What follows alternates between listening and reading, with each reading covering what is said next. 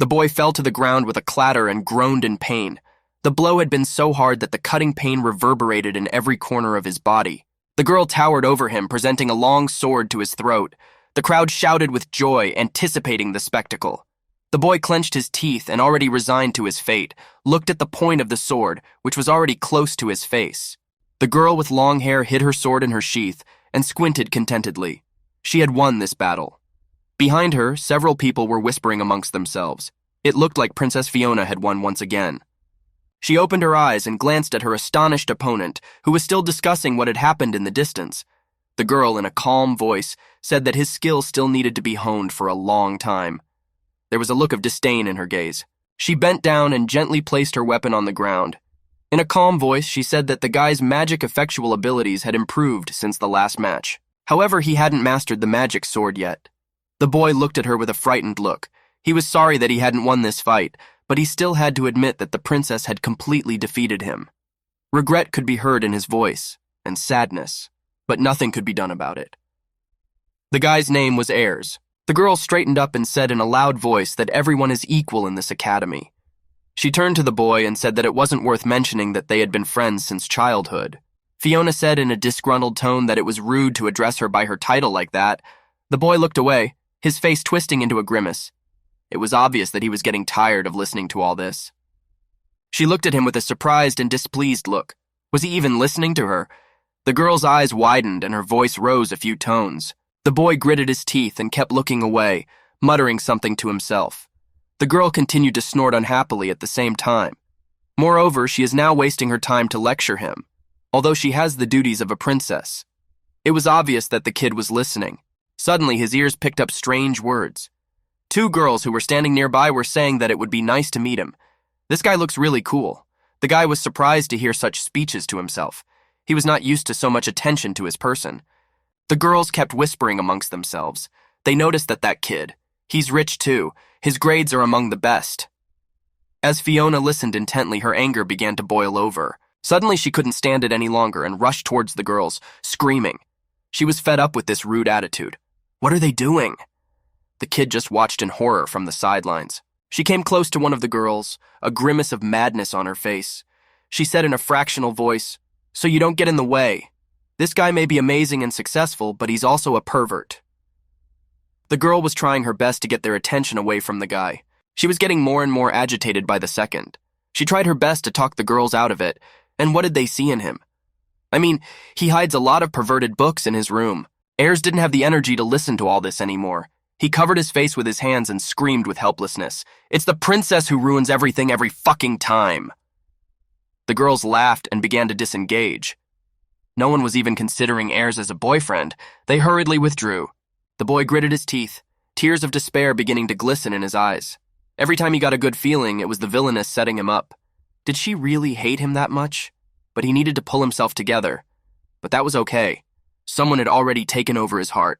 The guy clenched his fists and began to frantically wrinkle his t-shirt. The princess turned around and looked at Ayers.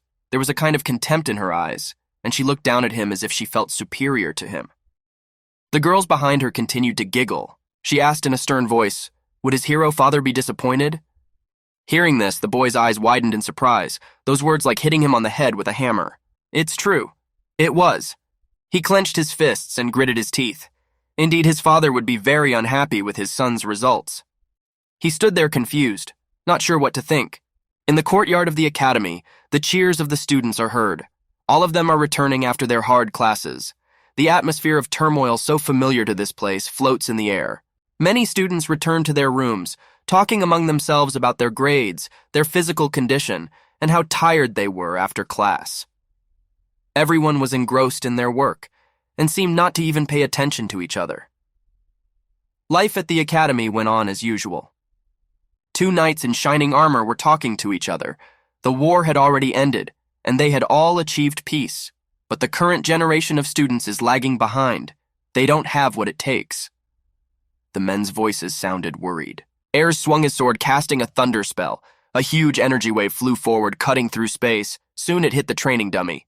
The shouts of battle rang out across the training field. The knights turned in that direction and noticed a boy who was practicing hard with a dummy. The knight looked at him in surprise. Looks like Lord Hero's son is practicing even during the break. He still seemed to be losing to Fiona. The boy was trying hard to increase his physical strength and hone the necessary skills, so he practiced without sparing his body. During the war, Lord Hero earned many accomplishments and earned the title of hero. It's important to me how admirable Lady Fiona's pedigree is. Her peers are not inferior to her. The boy held onto his sword with all his might, his body already covered in abrasions from hard training, but he didn't stop. All this while most of the talent lost. Isn't that strange? Ayres gritted his teeth and tried to ignore the extraneous conversations. He needed to concentrate fully on his training. His father was one of the 7 heroes, 7 brave men who saved my kind from the great Demon King. He tried his best to resemble his predecessor. With a sword or in class, he always ranked only 2nd. However, since he is the son of a hero, all people want to see his abilities. It was hard for him to prove himself all this time staying in his father's shadow. 2 knights in full attire are standing in the hallway of a castle having a conversation. They are discussing the outstanding abilities of the children of other heroes and how society judges their talents. This conversation is about how hard it is to be judged by strict standards and what it means to be gifted in their world. Suddenly, in the midst of the knights' conversation, Ayres appears, interrupting them. His sudden appearance and simple "excuse me" causes the knights to turn their attention to him, their faces expressing surprise and bewilderment at his unexpected intrusion into their dialogue. The knights turned around in surprise at the guy. He sadly said that he had now shown the Imperial Knights a pitiful sight. He was ashamed of Zato for not being able to make any significant progress at his age. The knights try to comfort him and say there's nothing they can do about it if his opponent is Her Majesty's princess. But he shouldn't sit idly by. The guy doesn't seem to be listening to them and thinks, isn't it time for these years to get to work now? The guards seemed to be very much into it and started lecturing the guy for the umpteenth time. Naturally, he would join the Imperial Knights after graduation and train under strict supervision. Ayres listened to all of this with a disgruntled expression on his face. Once again, everyone was lecturing him. The guy was terribly embarrassed to listen to all this. Suddenly, a familiar voice was heard from afar. The man said that when Ayres did get knighted, let them take care of this dumbass. A tall, stately man in a military uniform stood with his shoulders squared. It was the Lord himself, with his shiny epaulets on his shoulders and a ribbon on his chest. The boy didn't expect his father to show up here. When he heard those words, the boy was getting really angry. He hated it when his father was so dismissive of him. What was he doing here? He is always busy at his job. What is he doing here? At this time, Lord smilingly said that he heard that the kid had lost to little Fiona again. There was a clear sneer in his words. He approached his son and tried to cheer him up. The man said it was the same with him and the J. He'd lost to Fiona's father time and time again. Ayres averted his eyes and told him to shut up. He didn't like hearing all this. The boy tried not to look his father in the eye. He was ashamed. The Lord began to reminisce about his former accomplishments again and switched back to his beloved self. He started talking about when he was a student at the academy. He was immediately put to fight with Ayres' mother. The boy didn't like it when his father started talking about his merits. In the hallway of the school, Ayres hears his father once again talking about himself, even in spite of his son's difficulties. This one-sided conversation, full of conceit, causes Ayres to feel tired and frustrated, reflected in his slumped shoulders and silent, "Daddy." Silhouettes in the hallway paint a contrast between light and shadow as Ayres declares with renewed confidence that he is ready to defeat the princess. His training with the sword from the ground up, his tenacity and accumulated experience fill his words with weight and determination.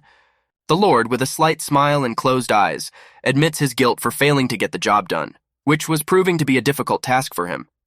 He couldn't give his son enough attention, or maybe he just didn't want to. The boy's face is obscured by shadows. He seems absorbed in contemplating his next move. He gritted his teeth in anger. His father kept admonishing him and told his son to just listen to the instructor's instructions. And Sadis, she has a knight certificate. Ayres sits at his desk in class, tired and irritated. He feels that his father's lessons have taught him nothing, and all the accusations seem groundless. The surrounding atmosphere of despondency and despair emphasizes his isolation and inner struggle. At a late hour, in the privacy of his room, Ayres is concentrating on his studies, surrounded by books and notes. His fatigue is evident in his slumped shoulders, but there is an unwavering determination in his resolve. He feels other people's expectations placed on him, but he does not give up under their weight. All this time, he was learning to face dangers and fight monsters. It was as if he was reaching with his arm as hard as he could, trying to catch up with the princess. In parting, his father threw him a couple of short and cold phrases. He didn't seem to feel any fatherly feelings for him at all. The boy listened to his lecture in silence, all the while clenching his fists in anger. The Lord looked at the boy perplexed. Ayers kept shouting, "What does he mean by type who grows slowly? I mean, he's always at work, he doesn't even pay attention to him. What kind of father is he? Did he give me enough training?" The boy was already shouting, and you could hear in his voice how much he was hurt by those words. All his life, all he'd heard was that he wasn't living up to someone's expectations.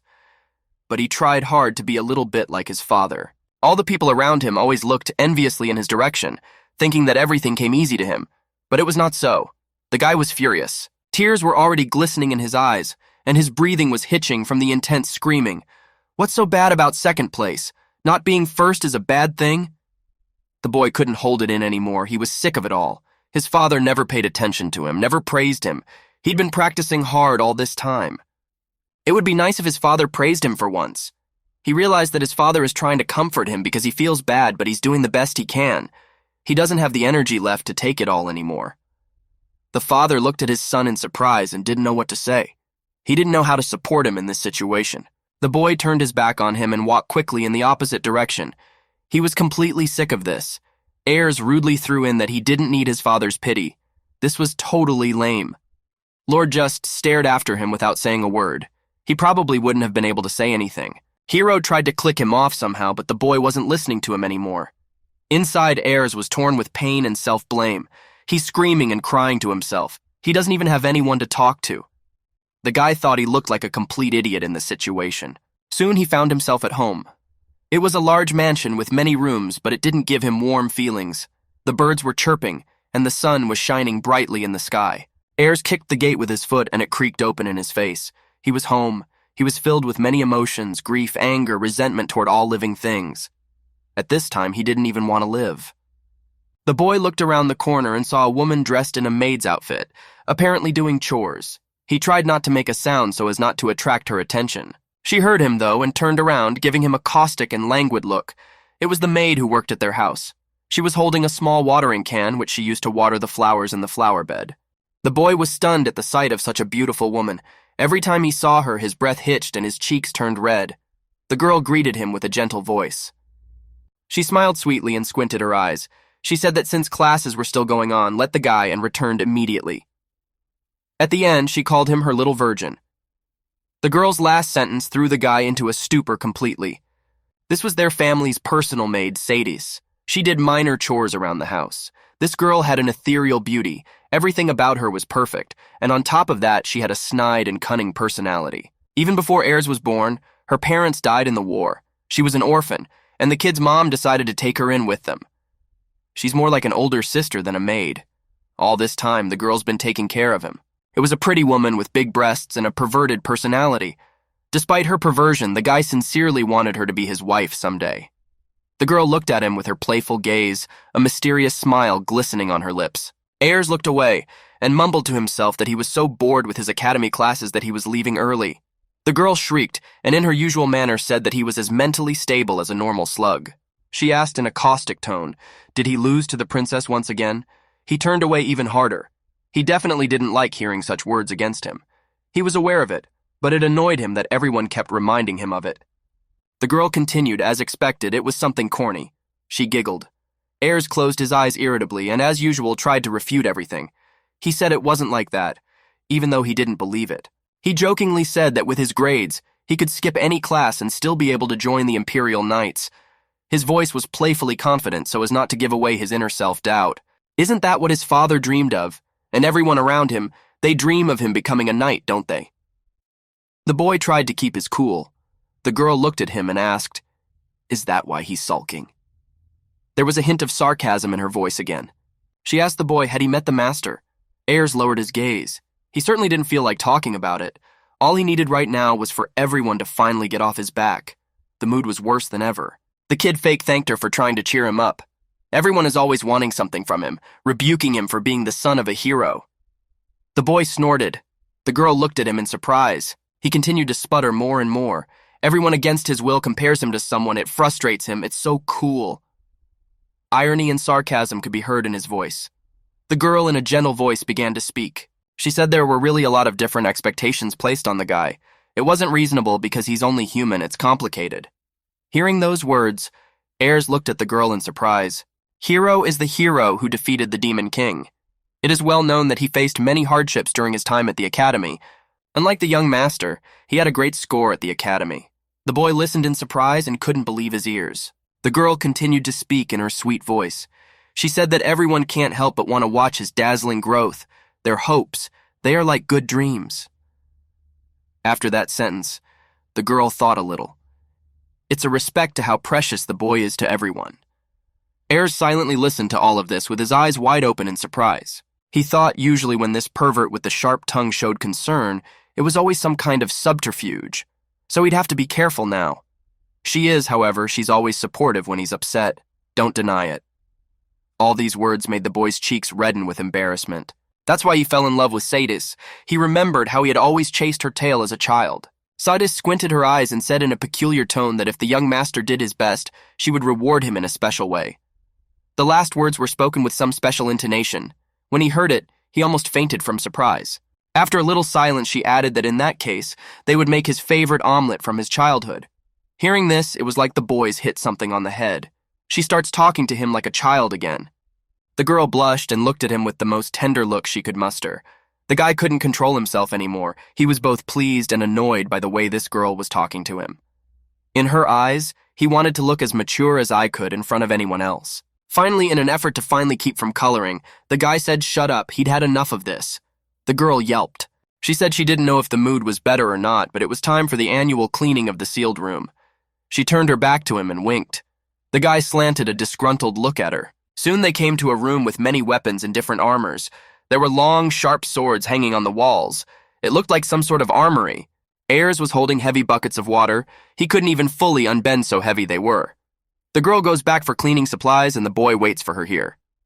She handed him a bunch of keys and told him to let him go ahead and entertain himself with the Sword of Legends for now. A large bunch of keys jingled as they fell into the boy's palm. Sadis wished the guy good luck in stealing that sword as a farewell. He turned around and angrily said that he wasn't going to do anything. The girl only smiled and giggled in her usual manner. Ayers, clucking his tongue and playing with a bunch of keys, walked briskly toward the room. The sound of his footsteps echoed throughout the long corridor. Soon he stopped in front of a huge, heavy door that was sealed with many chains. It was a room that few people ever entered, because it was strictly forbidden. Before he was born, a great war had swept across the land. On one side was a race of demons. Facing his father's side, the 7 heroes led by humanity. Mankind prospered in this war, and in the end, the Demon King was defeated by his father's sword. This event went down in history and made Father Aersa a great hero. This sword was placed on a sealed pedestal behind this door. In deep childhood, his father showed it to the boy. From that moment on, he became obsessed with the idea of possessing this weapon. When he was a kid, his heart would beat like crazy every time he saw it. The boy's eyes widened and glistened with joy as soon as he saw that shining sword. But now he's not a kid anymore. Well, he must make this one. The lock opened and the heavy chains fell to the stone floor with a clatter. A ringing metallic sound echoed throughout the house. It was another heavy door. Ayers pressed his whole body against it, trying to move it out of the way. After a second, the door gave way, and with a loud creak, it began to open inward. A bright beam of light entered the room, illuminating the small space inside. There was a ghostly figure with white hair. It was the ghost of some girl. She watched with interest as the heavy door that hadn't been opened in a long time finally opened. Inside the room, there was some strange feeling of coldness and death. It had been a year since this door had last been opened. The girl cast a languid glance toward the door. Her long white hair developed silently even in the absence of wind. The girl had 2 huge horns on her head. Seeing her, the kid went cold with fear and his eyes widened. He didn't realize who this even was. Inside him, it was as if something fell down inside him. His whole back was covered with huge goosebumps. Is it a man, a woman? No, it was something else. The creature cast a languid glance in the guy's direction. That door's been open arms. The girl wondered if it had been ears. Meanwhile, the boy continued to study her appearance with horror. Does she have horns on her head? That means... His breath came out in fear. It's not the maid as usual. Is that a demon? He continued to study her with a frightened look, his body as if his body was restrained by something. He couldn't move even a finger. The woman looked at him with a scrutinizing gaze. Suddenly she realized this looked like Hiro's offspring. There was a spark of mystery in her eyes. Still realizing that someone had snuck in, he oohed and asked the guy fearfully, "How did he get in here? Who was he?" The girl was frightened and surprised at the same time. The guy couldn't understand anything either. He gritted his teeth in fear and his face was covered in cold droplets of sweat. a vile facial expression out of a million. Para didn't know what to do. He had come face to face with a demonic being, and now his life was in danger. The demoness looked at him with eyes widened in surprise. She didn't seem very happy to see the guy in her chambers where no one had entered for over 15 years. Ayers didn't understand anything either. Was it a thief? But why a demon? Suddenly the door creaked behind the boy's back, and the maid's voice was heard. She was calling for him. The demoness didn't realize, this guy, what was seeing her. At this time, Ayers did not know what to do. His soul almost left his body from fear. The maid opened the door and asked, he was making a noise trying to get the sword wrong either. The boy shouted, pointing his finger to the back of the room, that someone was standing there. His voice shook with fear. Sadis tilted her head and looked around the room in surprise, but saw nothing there. She turned away and started walking away from the room. Said that because of his lingering virginity, is he seeing hallucinations? When he heard that, the guy was stunned again. What the hell is she talking about? Sadis didn't understand. Was this some kind of prank? She calmly walked over and picked up the mop, ready to clean. Ayers was already stuttering with anger and incomprehension. The girl didn't seem to pay any attention to it. She noticed that the bucket was empty and went to fetch water with quick steps. The demon approached him from the back, seeming to be the only one who could see him in this form. It was very strange. Feeling the cold wind at his back, the guy was completely covered in goosebumps of fear again. Finally, he couldn't take it anymore and grabbed the mop to protect himself from the demon spawn. It was hardly a mop that could do him any good, of course. He grasped the wooden handle and pointed the cleaning supplies straight at the demon, trying to defend himself. His eyes blazed with madness and his breathing hitched in an inexpressible horror. The demon said that compared to Hero Air's magic sword, it was nothing. He's just a lowlife. When he heard such words, he instantly became angry. His eyes widened and his pupils narrowed. He grabbed the wooden mop holder and lunged at the demon. Ayers rushed at him and swung the mop, but to the boy's surprise, it went through the demon's body without doing any damage. The creature whispered that it was all pointless. The boy turned around in surprise. He didn't understand what was happening. Meanwhile, the demon said gloatingly that he had a ghostly body, and his efforts were just some kind of mischief. He smiled, a mischievous fire in his eyes. Ghost body, what is he talking about? The demon said in a calm voice that nevertheless, he hadn't talked to anyone for a long time. Sitting cooped up in this room, it's pretty boring. His mouth stretched into a wide smile. He put a hand to his face and said it looked like he should introduce himself. He spread his arms apart and his voice took on an intimidating tone.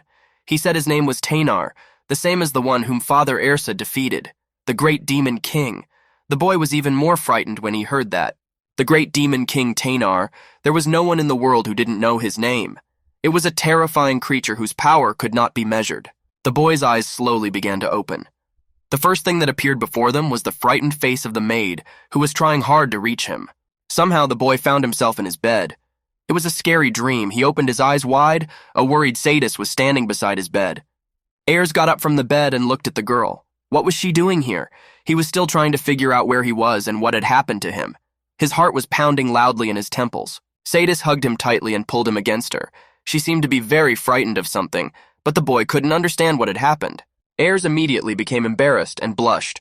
The girl hugged him tightly and didn't seem to pay any attention to his reaction. The boy found himself in his room on his bed.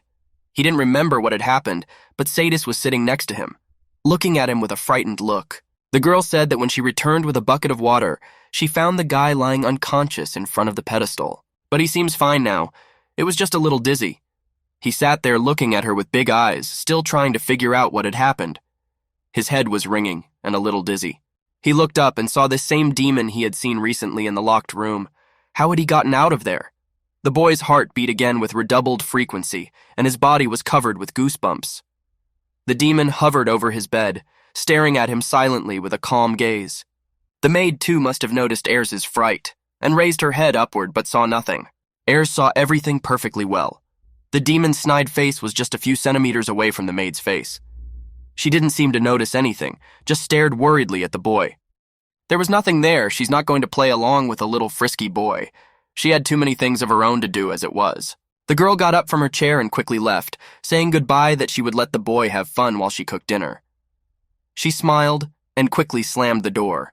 The boy did not even have time to say anything in response. The door slammed shut and the kid was left alone with the horrible demonic creature.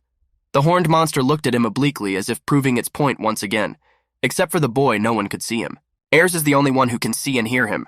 The boy shifted his gaze to him. He asked, "It's the great demon king Tanar, isn't it?" The demon's face took on a smug look and he smiled broadly. Ayers was angry, even if he believed it was really the demon king. So how did he end up in their armory, Tanar wondered. After a little thought, the demon replied that he had been defeated by the hero, and ever since his spirit had been sealed in a sword, the very one that now stands in the armory. Because of that, he was locked in that room for the past years, but Hero kept that sword without knowing it. The demon's voice became sad. Now for some reason, only this guy can see him, and it looks like he owes him his life, if you can call it that. The guy began to ponder aloud.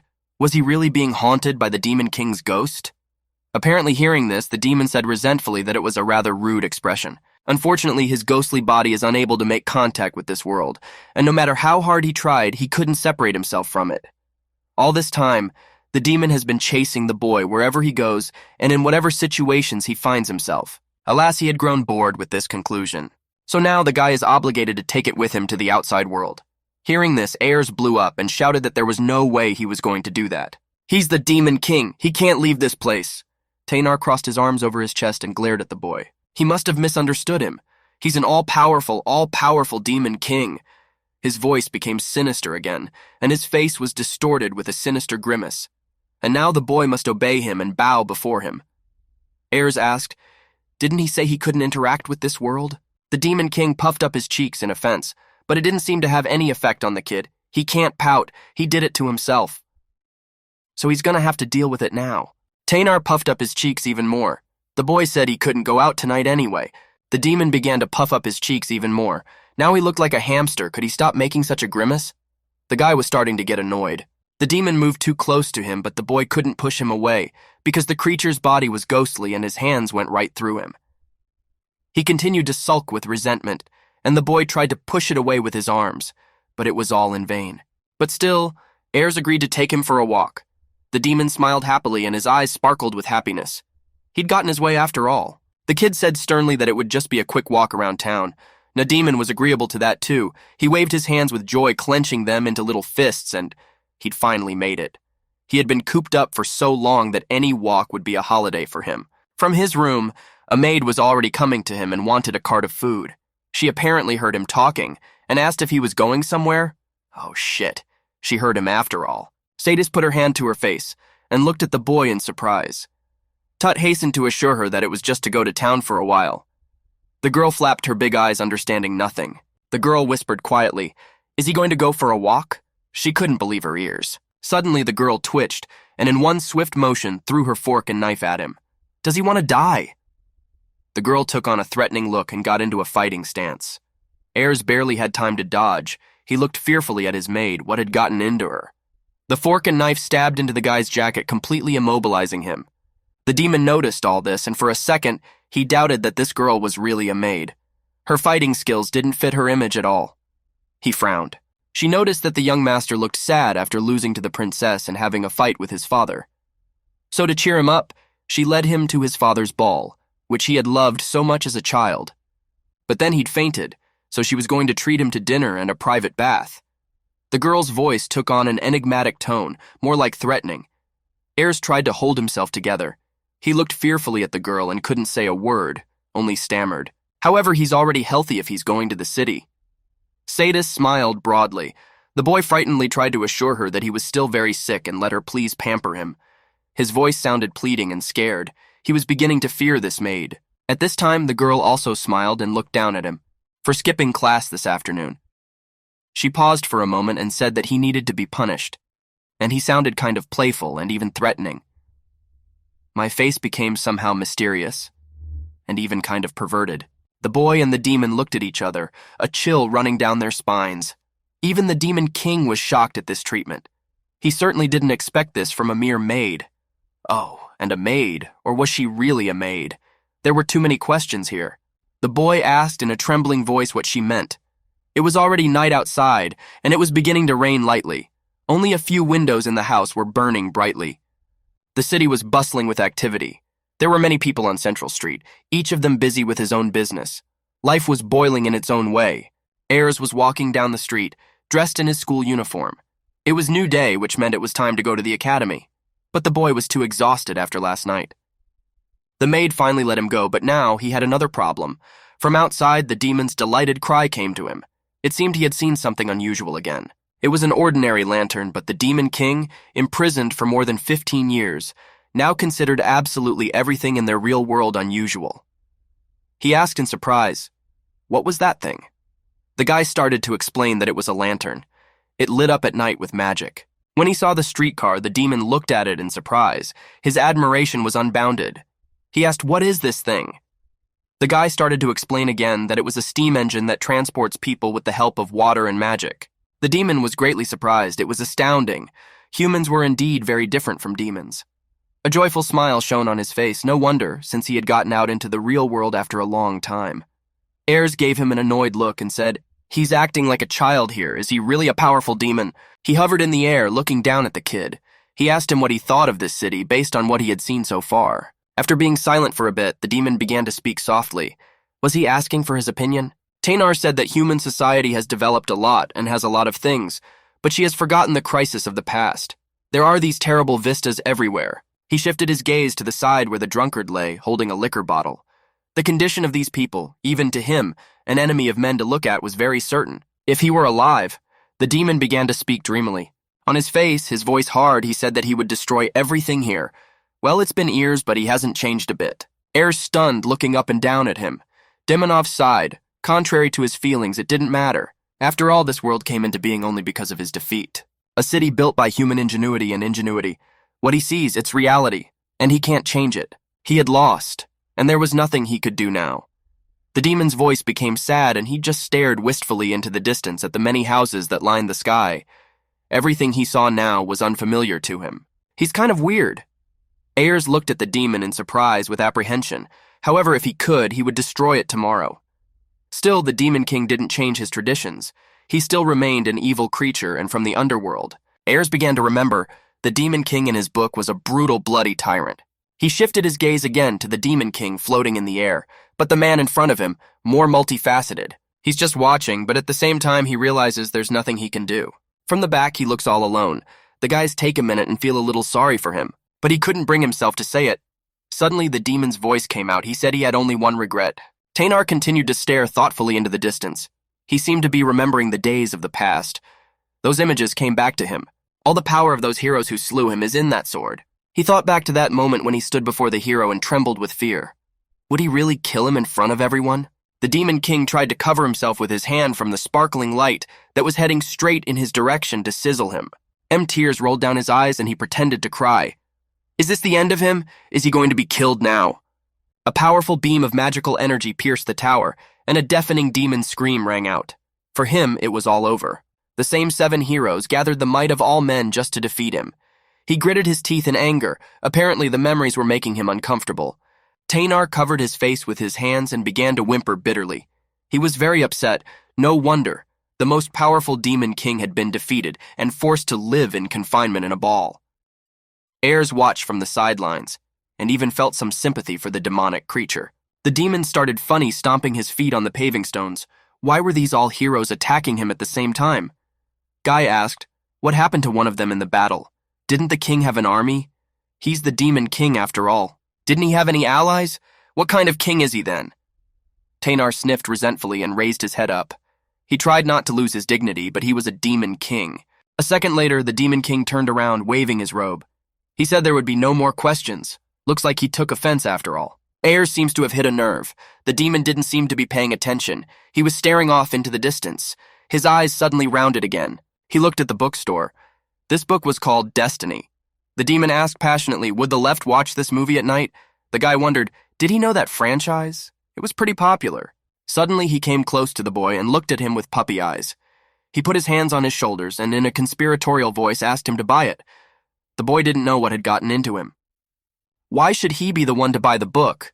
The demon shouted that he had been a fan since the moment he was born. At the same time, 2 guys were standing outside the store, tears on their faces as they looked like the work had left a lasting impression on them. The demon looked at him with crazy eyes. If he didn't get him that book right now, it would constantly whisper something in his ear. The guy ironically said that the demon was the very embodiment of evil. The boy couldn't stand it anymore and ran in the opposite direction. This demon was getting to him. He must hurry or he'll be late. The Demon King ran right after him. Taynar said, He could listen to his inner voice, and he didn't have to yell like that. The boy turned around and looked at him.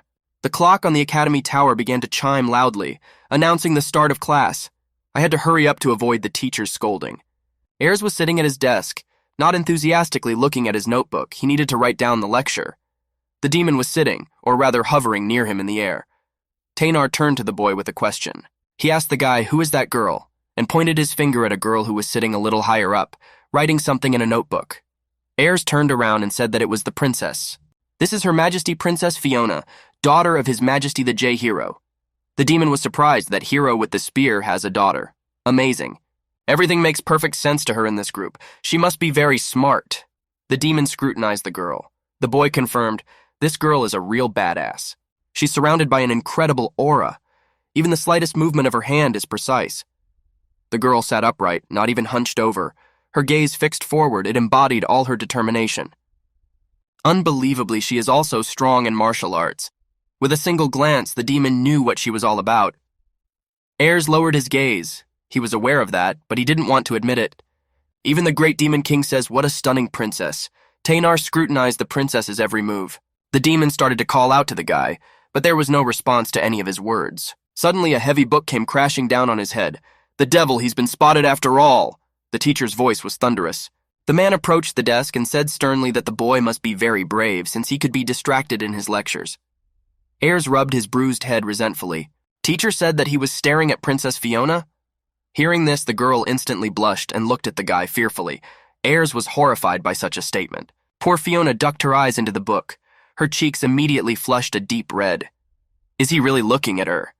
She was burning with shame. He is looking. It's impossible. She tried to hide her embarrassment and shame, but she couldn't do it well. The teacher said in a stern voice that as punishment, the boy must answer the question. Let him name the 3 main magic eyes that exist in the world.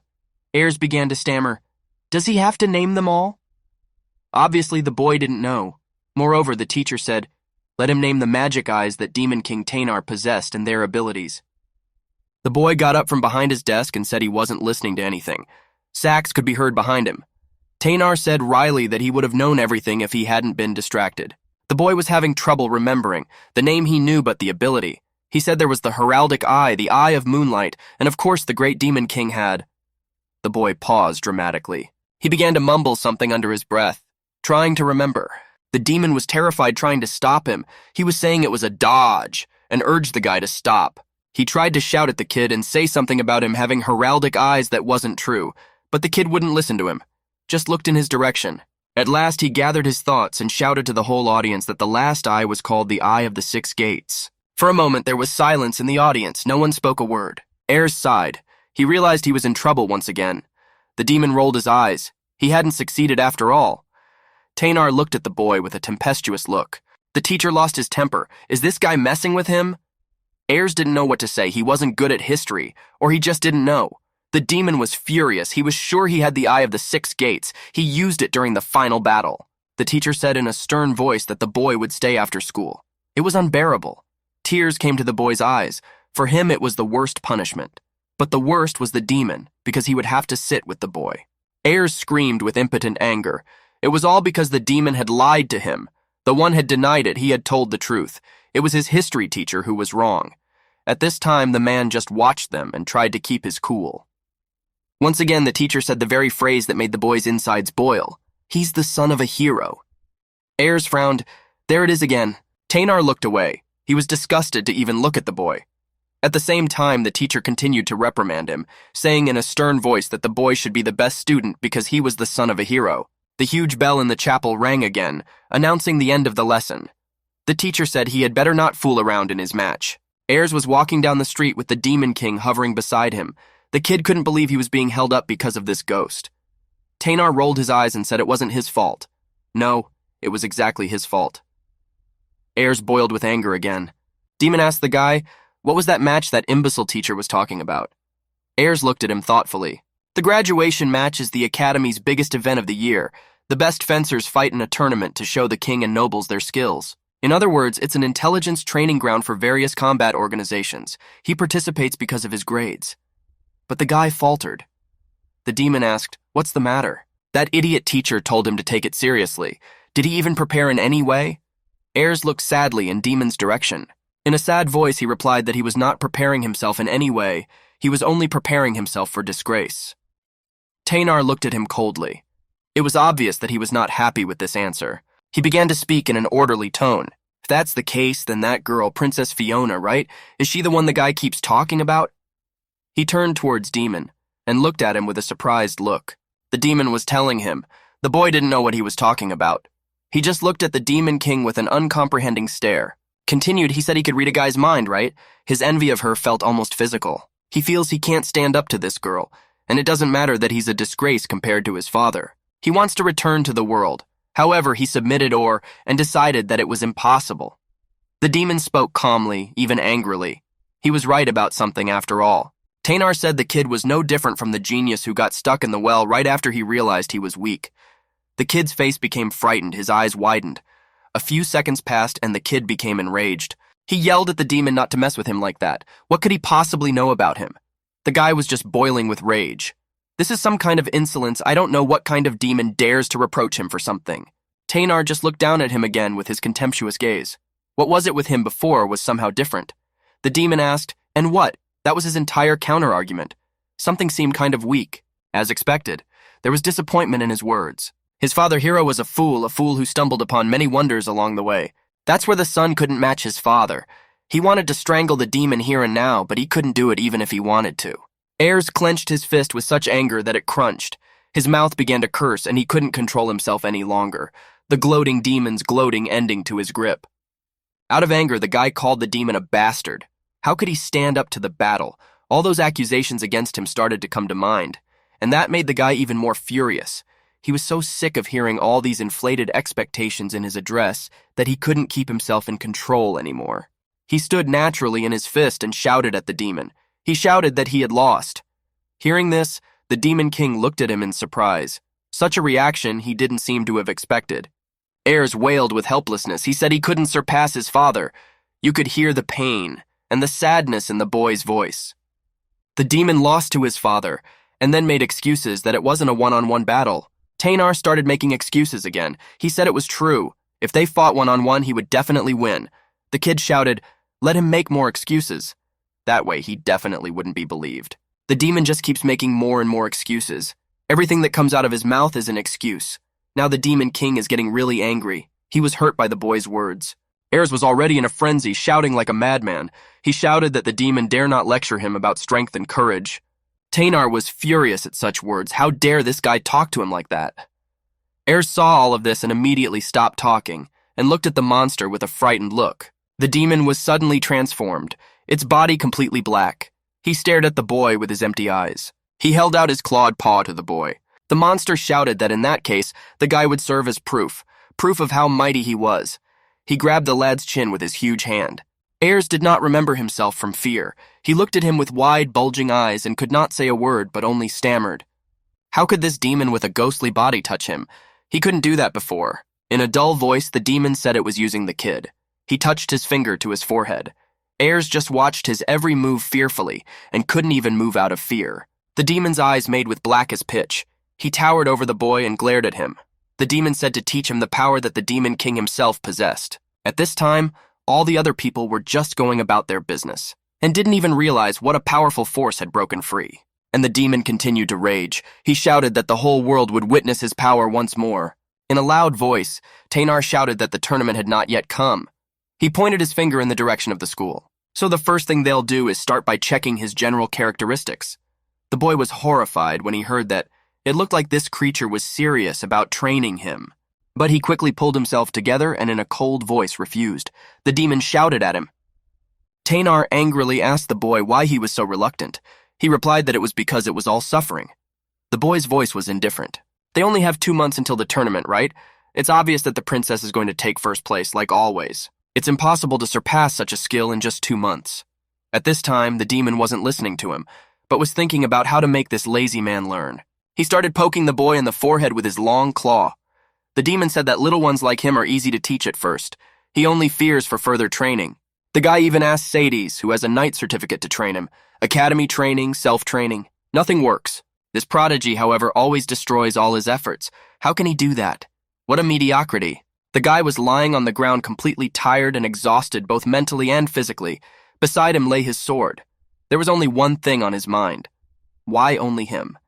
It's cruel to judge someone's failure without taking into account how hard they tried. The demon thought, he seems to lack proper motivation. That's what happens when someone doesn't know and underestimates themselves. What are his plans for the future? The kid thought, now he's going to become an Imperial Knight. He sounded a little uncertain. Demon asked the guy, did he decide that on his own? Or was it done by someone else? Hearing such a question, the guy stood in a stupor and really, if he can't find his purpose, then where will he get his motivation from? The kid was starting to realize something after all. Really, all this time, he's just been performing the movement on automatic, without the slightest motivation. But he didn't want to be some special warrior. If he became an Imperial Knight for a while, things would settle down. The boy wondered, but was this really his ultimate goal? He seemed to be doing all this just because his father said so. This question finally threw him off balance. What did he really want? That was the only question in his mind. Is he an independent person or not after all? The demon exhaled and calmly said that they should set a more attainable goal first. He poked the guy with his clawed finger. They should get him victory in the tournament in 2 months as well. Let that be their initial goal. Ayers frowned. This was too fast, and from that impossible. The demon continued, but later he would have to find something that would motivate him these next 2 months. Something better than abstract ideas about peace and justice. Dirty motivation can do better than that. The kid thought for a moment. The rope ladder fell to the floor with a soft pop. They were on the training ground. The guy didn't understand what they were doing. Why did they come here? The demon explained that it was called ladder training. That didn't make it any clearer. Ayers looked at him in surprise. He was starting to get a little annoyed with it. Demon was always speaking in riddles. Tainar cheerfully said that this training would improve his stamina and agility. He also needed to learn the final stride technique. This is a magical step. Demon's eyes lit up with happiness. It looked like he was starting to get excited. He was beginning to enjoy teaching this kid. Ayers grudgingly thought that this title was really lame. Hearing that, the demon puffed up his cheeks in resentment. How is that so? Damn, he'd forgotten that the demon could read his mind. But the Demon King seemed to forget that quickly and flew toward the stairs. Now he would show him an example. He looks off into the distance, saying quietly, the Demon King's studies will soon shake the world. His gaze is full of determination and mystery. What could it be? She pondered, gazing up into the sky. I'm off, replies the demon, ready for an unknown challenge. A high-pitched cry of bear is heard as he rushes forward, fearless and determined to overcome any obstacles. The boy asks the question in surprise. The demon must have gotten angry and started yelling at him. Doesn't the kid understand anything at all? He stood on the ladder to show him an example of what to do. The demon said that first, you must press your feet together and stand in front of the ladder, then leap forward without touching the stair rail. The demon jumped and found himself at the other end. It's called a straight jump. The kid thought he'd give it a proper name later. Is this really training? The boy looked puzzled at all this action. Tainar jumping around like that in his black clothes looks like... The boy began to imagine. The image of a huge, fat May beetle popped up in his mind. He could hardly contain his laughter. It looked really comical. The demon turned to him with a mad grimace on his face. Ayers apparently noticed it and hurriedly apologized, lest he bring the demonic creature down on me. He tried his best not to think of these funny images in the presence of the demon so as not to laugh again. At this time, the Demon King began to show him the next exercise as if nothing had happened. He began to jump in zigzags. This time, jumping on the sides of the stairs, you have to keep your feet together. He imagined the funny picture again. This time, the demon looked like a shrimp, wagging its little tail helplessly. He could barely contain his laughter anymore. Tainar turned around and looked at him with a deadly stare. He had the will to kill. The boy was silent at once. The next exercise, the demon began jumping between the stairs, bringing his legs together and spreading them apart. It was a concentration exercise.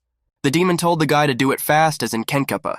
Ayers began to visualize it vividly. He imagined himself, along with the other children and the demon, playing this childish game. One of the Zadorn girls said it was Tainar's turn.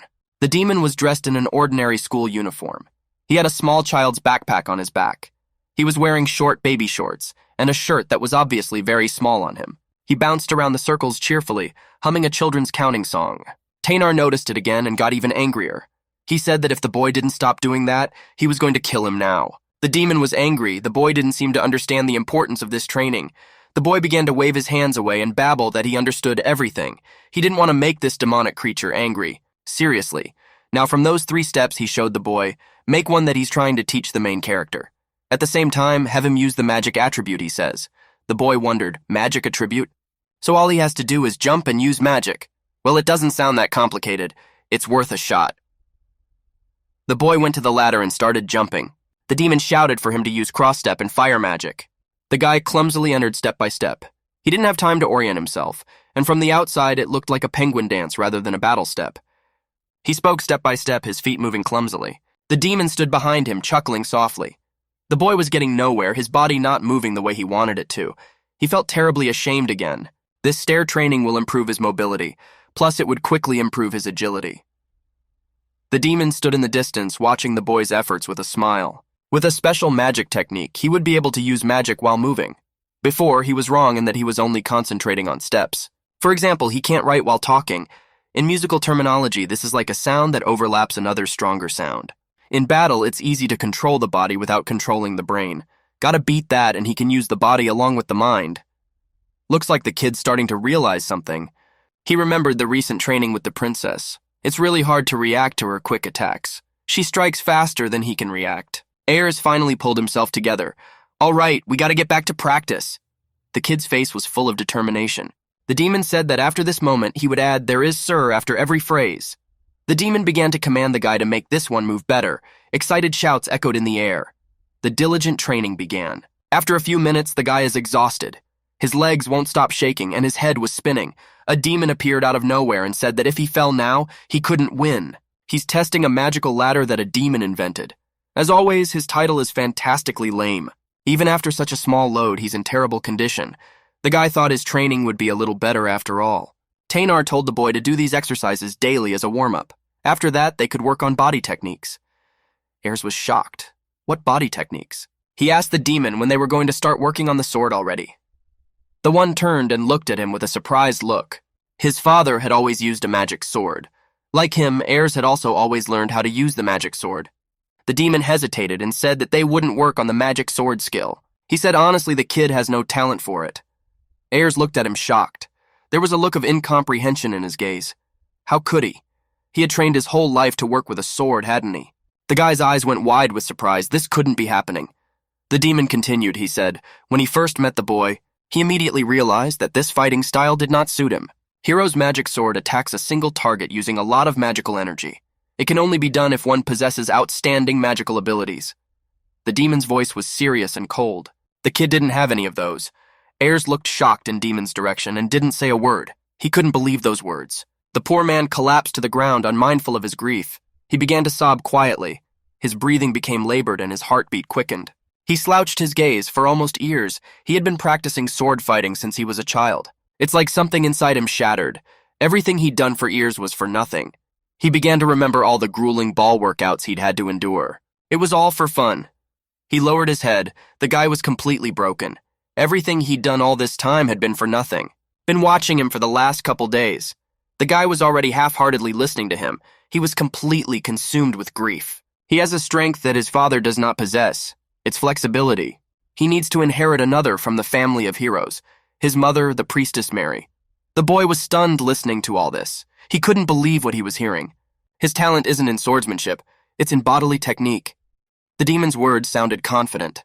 If he began to develop these abilities, he could soon defeat even Hero. Ayers couldn't believe his ears. His eyes widened to the extreme. This is all impossible. Everyone will be very surprised, son of a hero. They use a sword. It's kind of nonsense. The demon looked at him in surprise. Didn't he like the idea? The guy shook his head negatively. Not at all. Show them all. It would be marvelous. But there was still some doubt in the boy's voice. But after a second, he picked himself up and lifted a fist. He asked the demon to train him in a different way. In the voice of the guy heard the confidence in his own strength. He was ready to overcome any difficulties, just to prove to everyone his strength. Suddenly, a maid approached him from behind. She asked him in surprise who he was talking to. Apes hadn't expected her to approach him so discreetly. He would have to come up with some excuse. Ayers frightened, he went back. The maid asked if the young gentleman was so lonely that he had made himself an imaginary friend. She looked at the guy in surprise. So that's why his bag looked so big. The girl let her head drop thoughtfully. Ayers stared at her, not even sure what to say to her. Suddenly, the girl saw a ladder placed on the ground. She asked the guy, did he come up with this method of training himself? Ayers was quick to deny it. He said it was his imaginary friend's idea of me. His voice still sounded a little uncertain. Sadis didn't understand anything, and just stared at the kid in surprise as expected of her. Did she understand the purpose of such an amusing training session? Ayers asked the girl what brought her here. She sort of twitched and started pulling some small roll of paper out of her bra. She said it was the menu for what the guy asked for. Only for next month, though. Ayers immediately blushed and shyly thanked her. The demon peeked out from his back and asked with interest, "What is it?" The two of them began to study the little scraps of paper with interest. There were quite a few gourmet dishes there. Demon noticed that it was quite a rich menu. The guy said that Sadis could cook a lot of different kinds of good food. Tainar said that's not what he meant. Sounds like she knows the nutritional value of the food and modifies it to make sure he gets as much as he needs. She must care a lot about the guy's health. The demon could tell just by looking at the menu. This girl lost her family during the war with the Demon King. Her mother Erza protected her, once on the verge of death, and they had lived together ever since. The memories of bygone days surfaced in his boy's mind. He ran up to his parents and wanted to brag about his accomplishments, but they smiled and said they had to go to dinner. The kid was upset that he couldn't socialize with his family properly. His mother said they'd be late, so he should go to bed. The door slammed and the kid was left alone with himself. He lowered his head and stared at the floor. Suddenly, a gentle female voice called out to him. A beautiful young girl appeared from around the corner. It was Sadis. He showed her his diary and she appreciated how hard he tried at school. The guy was shocked. It was the first person to appreciate his efforts. She knelt down in front of him and joyfully said that they would celebrate it today. She would even make a nice treat. The little child couldn't believe that he was finally getting this kind of attention. Sadis was a substitute for his parents, whom he never saw at home. They weren't blood-related, but she was like a sister to him. No, more than a sister. The demon leaned over and told him in his ear that he should tell her what he felt. The girl anxiously asked him, "Isn't that what he wanted here?" Suddenly, the boy cried out loudly. He ran up to the girl with confidence and said in a loud voice that he would win the tournament in onths. In his voice, you could hear the full confidence in his actions. The girl sighed and looked at him in surprise. Ayers continued to collect his thoughts. The guy yelled loudly that he wanted the girl to date him soon and let him touch her tits. Hearing this, the girl made a disgruntled grimace. Immediately, her gaze turned cold. Hearing that, the demon even got cold. After a second, the kid seemed to come to his senses and started apologizing. It was a mistake, he didn't mean it. The girl started snorting and missed her head. These things should be done in stages. Besides, it's a girl too often for that kind of attitude. The boy began to hiccup with fear as if he'd seen a demon. The girl had turned from pretty to monstrous in the blink of an eye. Ayers kept mumbling words of apology under his breath. In a cold voice, the girl said that this request was utterly repulsive to her. Ayers stood, wiping away tears with a small fist. He'd said too much and now he wouldn't get away with it. The maid turned away and thought to herself that the bastard had declared that he would win the tournament. For a second, she was stunned. But good. The girl agreed that if he, the asshole, could win the tournament, he could touch her breasts all day long. She said it like she had to. The guy couldn't believe what he was hearing. She turned away and walked swiftly in the opposite direction, throwing only one word in parting. Ayers, after all this, fired up even more to win this tournament. Tainar blanched. He had said himself that his motivation should be dirty after all. He agreed to me, though, all right, he'll win the tournament and he'll get his bust. Tainar couldn't believe what he was saying. At this point, the guy was beyond happy. Ayers is about to become the worst thing on earth, and will lose Sadis. Demon excitedly said they will continue to warm up. He began to back over the boy, his voice taking on an evil note. He told the boy to fight him in a womb-like voice. The boy couldn't believe it. How? He couldn't fight the Demon King himself. Tainar pondered, ghosts, shadows, and sparring? He would call it phantom sparring. The demon was extremely pleased with his ingenuity. The little boy looked at him in surprise. You mean they're not really going to fight now? The demon nodded affirmatively. That's exactly how it's going to be. Ayers' eyes lit up with excitement. This should be exciting. He was ready for any challenge to reach his ultimate goal. Until now, he had only had friendly duels in school. Moreover, the opponents were either too weak or it was that awful princess. Because of the strong skill difference, there was no use in it. Well now, things would be different. The kid slanted his eyes to the side. Truth be told, there were still some terrible competitors. Anyway, he figured it would be at least fun to fight a demon king. Tainar, as usual, looked down at him, crossing his arms over his chest. He was in a rather serious mood. The demon said to make sure he doesn't fly around too much during the fight, and will fight as usual. He doesn't mind the guy using magic. The guy asked if he could hit him in his ghost form. After all, up until now, his movements had just passed through the guy's body. The demon grinned wryly. This question amused him. Who does the kid think he is? He's a great demon king. With his power, he can do it. His face transformed, taking on an insane expression. This demon is not used to joking around. The boy imagined the demon impaling him with its sword, blood spurting in all directions. He shrank back from the rhinestone, the thought frightening Ares more than a little. The demon only smiled, looking over his shoulder, and asked what was wrong. He managed to read the guy's mind, in 1 second, and he actually asked, did the guy think I had just punched him in the throat? How did he read his mind? He couldn't touch him, could he? Ares held his throat. His neck even ached from such thoughts. He'd just imagined it, and Demon had already figured it out. Death by a pierced neck was only his imagination. The horrible image of him bleeding to death from a deep cut on his neck was again in his mind. The boy's legs gave out and he fell to his knees. His whole body trembled with fear. He still couldn't shake the thought that the demon could kill him at any moment. Although he only imagined it, the feeling of death, he can't stop thinking about him. The demon looked at him and grinned. Is that all he can do? A hint of contempt and sarcasm could be heard in his voice. Is this the son of a hero? Ares was boiling with anger again, unimaginably pissed off by that phrase. He gritted his teeth and opened his eyes as far as he could. The boy rushed at the demon with screams. He tried to hit him, but his hands only passed through the ghostly body. Tainar was dodging all of his attacks. He threw himself at him like an unwary child. It was beginning to slowly irritate him.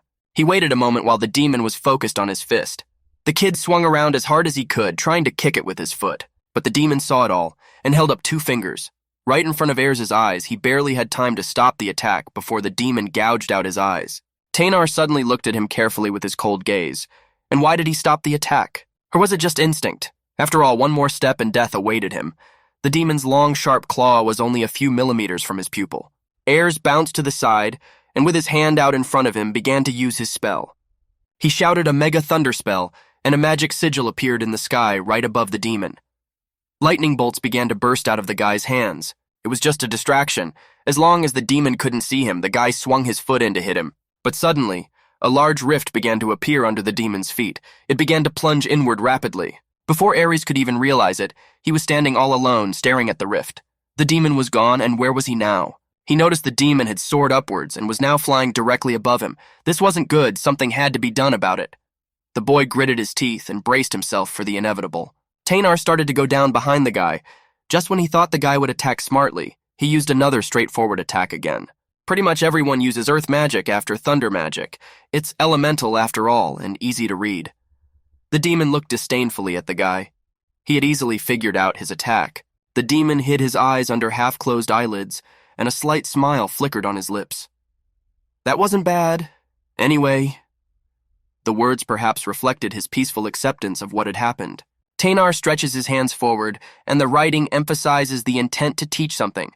Behold first, in that case, let this also be a lesson to you. In a dystopian world where darkness melds with light, Ares stands face to face with Tainar, a powerful demon whose eyes glitter with challenge. How strong is the demon king? The question hovering in the air seems to taunt fate itself. Somewhere in a quiet room on a snow-white bed, a soft whisper is heard. I want to sleep. These are the words of a girl whose anxiety echoes through the lush interior, reflecting her hidden fears. She clutches her pillow tightly, her eyes filling with tears. Makes sense considering what happened today, she thinks, trying to calm her troubled heart while the day's events continue to agitate her mind. Sitting at her desk in the privacy of her office, the girl reminisces about the time when she was a little girl, her words full of nostalgia, telling of days left behind. I had a very real dream, she continues, drifting off into a world of memories where the boundaries between reality and reverie blur. A glance through the window reveals a world where children's laughter and joy play with the rays of the sun. Bats! The sound of a ball hitting the glass, as if urging her to return to those carefree days. And here she is, remembering the games under the sound of the trees, where each of us was the hero of our own story, with little heroes. These words make her smile in spite of adult cares, for in every heart lives the warm light of childhood dreams. A girl stands at the window, her gaze fixed on the sky. Who pulled me into my dream? Her words complete the thought, painting a picture of an imaginary escape into a dream world where anything is possible. Knock, knock, knock. A knock on the door brings her back to reality, where she is not just a girl with dreams, but a princess with responsibilities. Her gaze reflects a mixture of anxiety and determination. Sorry to disturb you, come in. She responds to the servant as she prepares to face the real world that awaits beyond the threshold of her room. In this world, she will have to be not only a dreamer, but a person in action. The princess's gaze is full of anxiety and expectation. Princess, "A letter has come for you," says the servant, holding out a sealed envelope. "This," the princess whispers, touching the seal with a flower on it. She feels that this letter could change her fate. The princess's gaze is fixed on a majestic building hidden among the shady trees. The sunlight plays on its walls, and time seems to stand still, waiting for her decision. In a clearing where the grass whispers secrets to the wind, Ayers rests, his breathing synchronized with the natural world. Ha! Ha! Tainar, his demonic companion, watches him with a slight chuckle. That seems a bit much. Lying down, Ayers ponders his path, his gaze lost in the clouds. We must train like this daily. Reward with classes on the stairs. He acknowledges his own limitations with regret in his voice. I couldn't throw a single punch. Tainar is in full alert, his words full of disappointment. He didn't even use any special techniques. His next line is full of sarcasm. Only physical techniques that humans can repeat. Ayers, overcome by fatigue and pain, lies immersed in his thoughts, beaten, pierced, and hung. The words of self-criticism echo in his head. In my head, I kept getting beaten over and over again. He recognizes his weaknesses but does not lose hope. I used to be a little proud of myself. Ayers' words reflect his unwavering spirit. I thought I could hold out like this for a while. He stubbornly holds on to his goal. Though I couldn't handle the princess, I could still defeat the others. Ayers, still on the ground, tries to explain his feelings. No, I just never realized how weak I really am. Tainar, watching him, asks a question. What is it? Are you in despair over your helplessness? I'm so helpless, Ayers admits as if confirming Tainar's words. Ayers continues his monologue. A thought flashed through my mind. As I sat there, disappointed in myself. His thoughts are swirling in a whirlwind of self-deprecation. Suddenly, he remembers something important. My father defeated you once. This thought strikes him as witty, for it brings a drop of hope. In a clearing where shadows roam among the trees, Ayers says with renewed inspiration, well, with the power of other heroes. He recognizes his past failures. His words are full of sadness. I have already been pseudo-killed by a ghost several times. In his next statement, there is determination, but unlike me. In a real battle, I would have died. I would definitely die. Tainar, looking down at him, asks the question, you really don't know anything about Hero. But Ayers is not discouraged. He contrasts his failure with his father's story. But still, how did my father manage to defeat you? Ayers replies with some awkwardness, well, my dad's always busy. He continues, seemingly trying to justify his ignorance. When we talk in person, I listen. It turns into a lecture and stories about his past. Tainar, with a note of irony in his voice, asks, do you really listen closely to all his boasts? Tainar utters with a teasing chuckle, so much for grief. He continues, offering Ayers a different perspective. On the outside, Hero is indeed a hideous individual, but Tainar's next line is left unspoken as if he wants to leave room for reflection. The scene shifts to the heroic image of Ayers' father, the path he traveled to defeat the Demon King. By no means was it easy, Tainar concludes, recognizing the difficulties Ayers' father has faced in the past. Ayers looks off into the distance, the demon's voice full of reflection. The story of how Hero became a hero is one you should know. The boy shares his thoughts. For me, my father has always been nothing but a source of complexes. Tainar speculates about generations. Whether wisdom or aging from an older generation is useful or not depends. Ayers continues, expressing his attitude toward the past.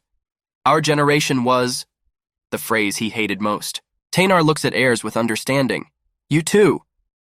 The boy expresses his thoughts on growing up, but right now, the longing that adults talk about, I understand what they went through.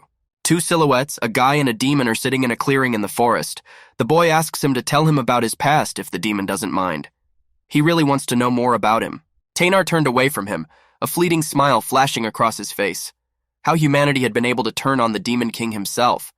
Guys was very curious to know that after all, this was his past. The city was bustling with activity. A lot of people were once again back and forth, hurrying about their business, and not even paying attention to each other. The city lived its normal daily life. Ayers was whining again about his feet hurting badly. The demon was greatly displeased with such behavior. Indeed, he is a spoiled rich child. He's so weak, and with this kind of effort, how is he going to train further? Yesterday, all they'd done was sparring and stair exercises. The boy muttered to himself under his breath that was enough. Suddenly, someone clicked him from outside. He turned to the direction from which he had been called, and there was a girl standing near a shop. The guy called out to her, not realizing who was standing in front of him. But after a second, he pulled himself up and apologized. There stood Princess Fiona. She was apparently picking out her breakfast. The girl said in surprise that it was strange for her to see him here in a place like this. The guy confirmed, yes, it is unusual, but she usually rides in a carriage too. So what happened? He looked her over from head to toe in surprise. She's alone without an escort. What was that in her hands? He looked with interest at the small purse the girl was holding carefully. The girl was frightened for a second and tried to explain herself, but the guy and the demon only looked at her perplexed. What the hell happened to her? Trying to guffaw, the girl said that the fruit juice in this shop was the most delicious. It felt like she was hiding something. The girl took a glass of juice with a trembling hand. Her voice gradually changed to a hysterical scream. She said that this cup was empty because she had just drunk it all, not because she'd been waiting for it all morning. That girl was the worst liar of all. Next, the three of them walked on. Fiona said that since they'd met, they could go to school together. The boy agreed. In other words, she was waiting in ambush for him. With interest in the voice, the girl asked what his plans were after graduation. The guy honestly said he didn't have any special plans. He tried to play it off and said it was no big deal. The girl started talking quietly. She said she'd been thinking about it the other day. You could see she was struggling with each sentence. In a sad voice, she began to speak. Guy knows that the graduation tournament isn't just a friendly battle, doesn't he? Many townspeople and important people will be there. In her case, since she is a princess, she will be announced as the next queen. Suddenly, the girl became sad. A girl asks, why does the guy know how she feels all the time? Her classmate said she was easy to understand. The demon had been hovering silently beside them the whole time. Taynar raised his profile questioningly upward, as if anticipating a lie. The boy glanced stealthily in his direction. The girl continued, she was expected as a princess to one day rule the country like a queen. Even from childhood, she had been raised that way. One could imagine how hard it was for her to live under such conditions. Fiona is different from him, after all. The motivation of one of them is just Sadie's breasts. The girl continued to embarrass herself even more. Apparently, she wanted to say something. She couldn't excessively embarrass herself. She started to speak and immediately blushed with embarrassment and shame. Yesterday, when he stared at her in class, her sentence was unfinished. The girl was still gathering her thoughts. That was right, wasn't it? The girl asked him, gathering all her strength into a fist. The boy sighed. He supposed that yes, it was. The demon looked at him in surprise. Fiona continued to nervously rub the collar of her clothes. In that case, the girl's voice suddenly became confident. She quickly blurted out that she would win at the graduation tournament. And then the guy and the townspeople, she would be publicly announced to her. The boy looked at Fiona in surprise. He tried to make sense of all that had been said. In his heart, he understood and wanted to tell the girl to do her best. He would answer something like that. The guy apologized to the girl. She looked at him in surprise. What was he apologizing to her for? Ayers said with the same confidence in his voice that he was going to beat her. Yesterday's training had helped him realize his true potential, and now he was determined to win the tournament. He couldn't believe he was saying it out loud. He had never expected such determination from himself before. All he's doing is showing his good side to Sadie and the others. That's understandable. He just wants to impress the girl. On top of that, the guy really wants to know about his father's past. To do that, he has to win. He can't just give up. The boy's voice made itself incredibly determined. Fiona looked at him with astonishment. In all the time she had studied with him at the academy, she had never noticed such a thing about him. The girl asked, is this his confession to her? The guy kind of twitched and came to his senses. Him by whom else instantly blushed. He hadn't expected this of himself. He replied that it was, and what was wrong with that? He mustn't let this girl find out about his sadist deal. She didn't seem to care. Fiona faded her gaze and began to look away. Her cheeks turned red as well. The boy's speech seemed to have embarrassed her. She said that in that case they would fight earnestly. The girl's eyes were determined. She looked at her friend and smiled with a full mouth. The boy smiled back at her as well. At this time, the demon was only watching from the sidelines. He didn't think the two of them were thinking the same thing. It made him look sad. Taynar stood to the side, folding his arms and grinning lightly. It looks like it's going to be fun, though, so I'll continue to keep quiet. His indifference caused a whisper amongst those present. Ayers and Fiona stepped over the threshold of the school together, pondering the latest news. Fiona was visibly agitated. What? Without hiding her surprise, the girl shrieked. Really? Her voice trembled with surprise. It can't be.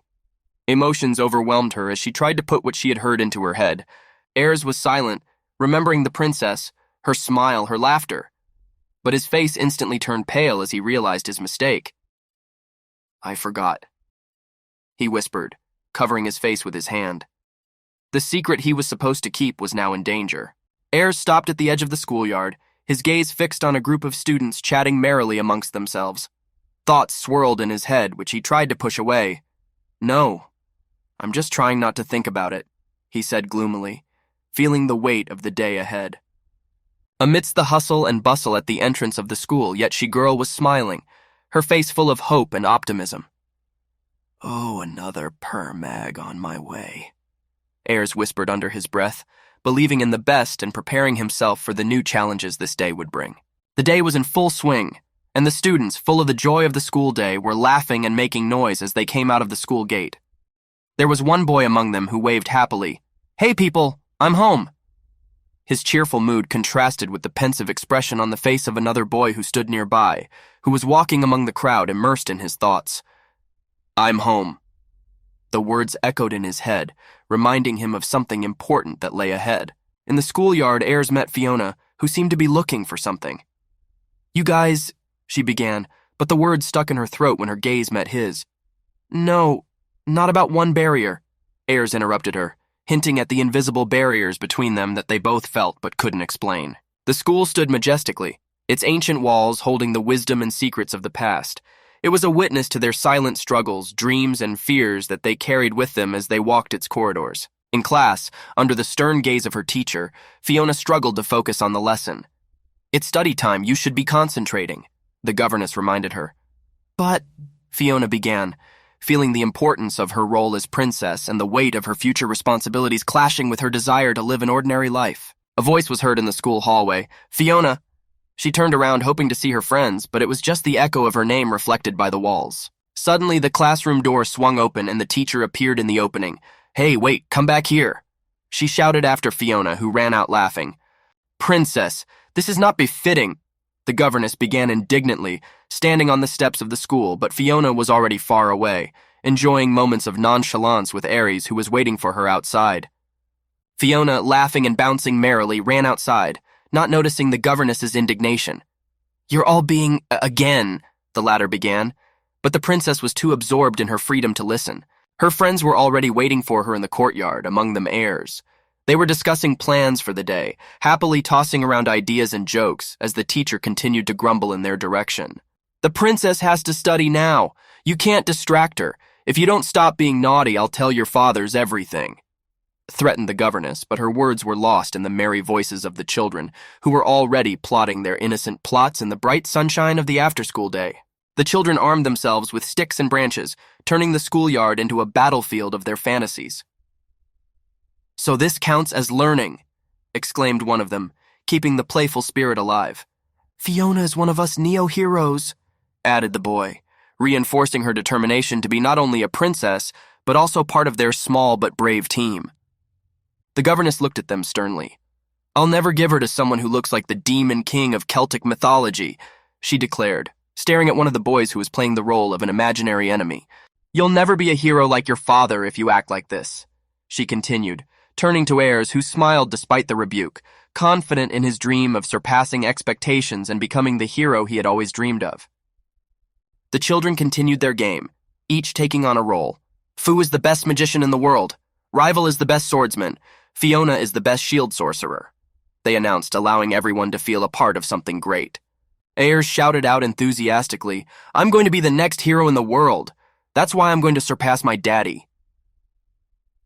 He was determined to become stronger and better, not only in their little adventures but also in real life. Adults might consider it just child's play, but for them it was more than that.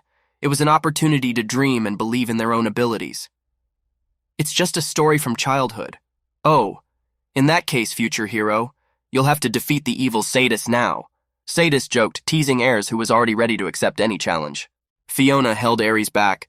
The boy admitted to himself, "Surrounded by friends, one day I too would have power like my father." His voice was gentle but full of determination. Ayers stared into the distance, his face reflecting incomprehension and fear. "I had no doubts then," he thought, remembering those carefree days of childhood. The boys walked together, laughing and joking, while Ayers dreamed of a future full of heroism and adventure, not knowing that a harsh reality awaited me. Ayers stood in the shadows, noticing the noisy crowd around him. "What's going on in there?" He involuntarily blurted out as he saw his friends surround Fiona. "Oh, they—" His voice sounded a note of disappointment, realizing that his childhood dreams of heroism were slowly fading before the reality of adulthood. "The children of a family of heroes, just like me and Fiona and my childhood friends," he thought, looking around at every familiar face that reminded him of the past. Among the crowd, Rivals stood out with his confidence. One who influenced rival Janetti. Ayres looked thoughtfully at his friend who seemed to be in his element, enjoying the attention and the competitive atmosphere. The son of one of a family of heroes, a master swordsman, his Vedanche, my even skill surpasses doubt that he is the strongest in the academy. Ayres's thoughts were filled with admiration and a bit of envy for Rival's success. Amidst the noise and laughter, Fu stood spreading his arms in a wide grin. "And the one lower than Fu, the younger one," he proudly announced, savoring his moment of glory. "The son of one of the family of heroes, a great mage. He's by far the best mage in the academy," he added, confident in his powers and abilities. Taynar looked at Ayres with bewilderment and slight concern. "Study abroad?" he asked.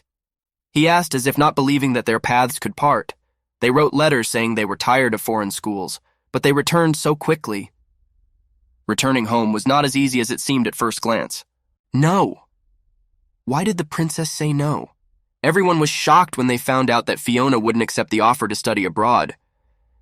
Usually the children from the first two places in each school are offered to study abroad, they explained. But Fiona chose a different path, staying true to her home and friends, which made the story even more unusual. Taynar, hiding his excitement under a mask of mockery, tossed to Ayres, "In other words, your poetry zeroed out of second place." His tone was playful, but he also felt a shadow of the defiance inherent in demons. Suddenly the boys were called out. Ayres seemed to go cold, and Fiona looked forward with a serious look.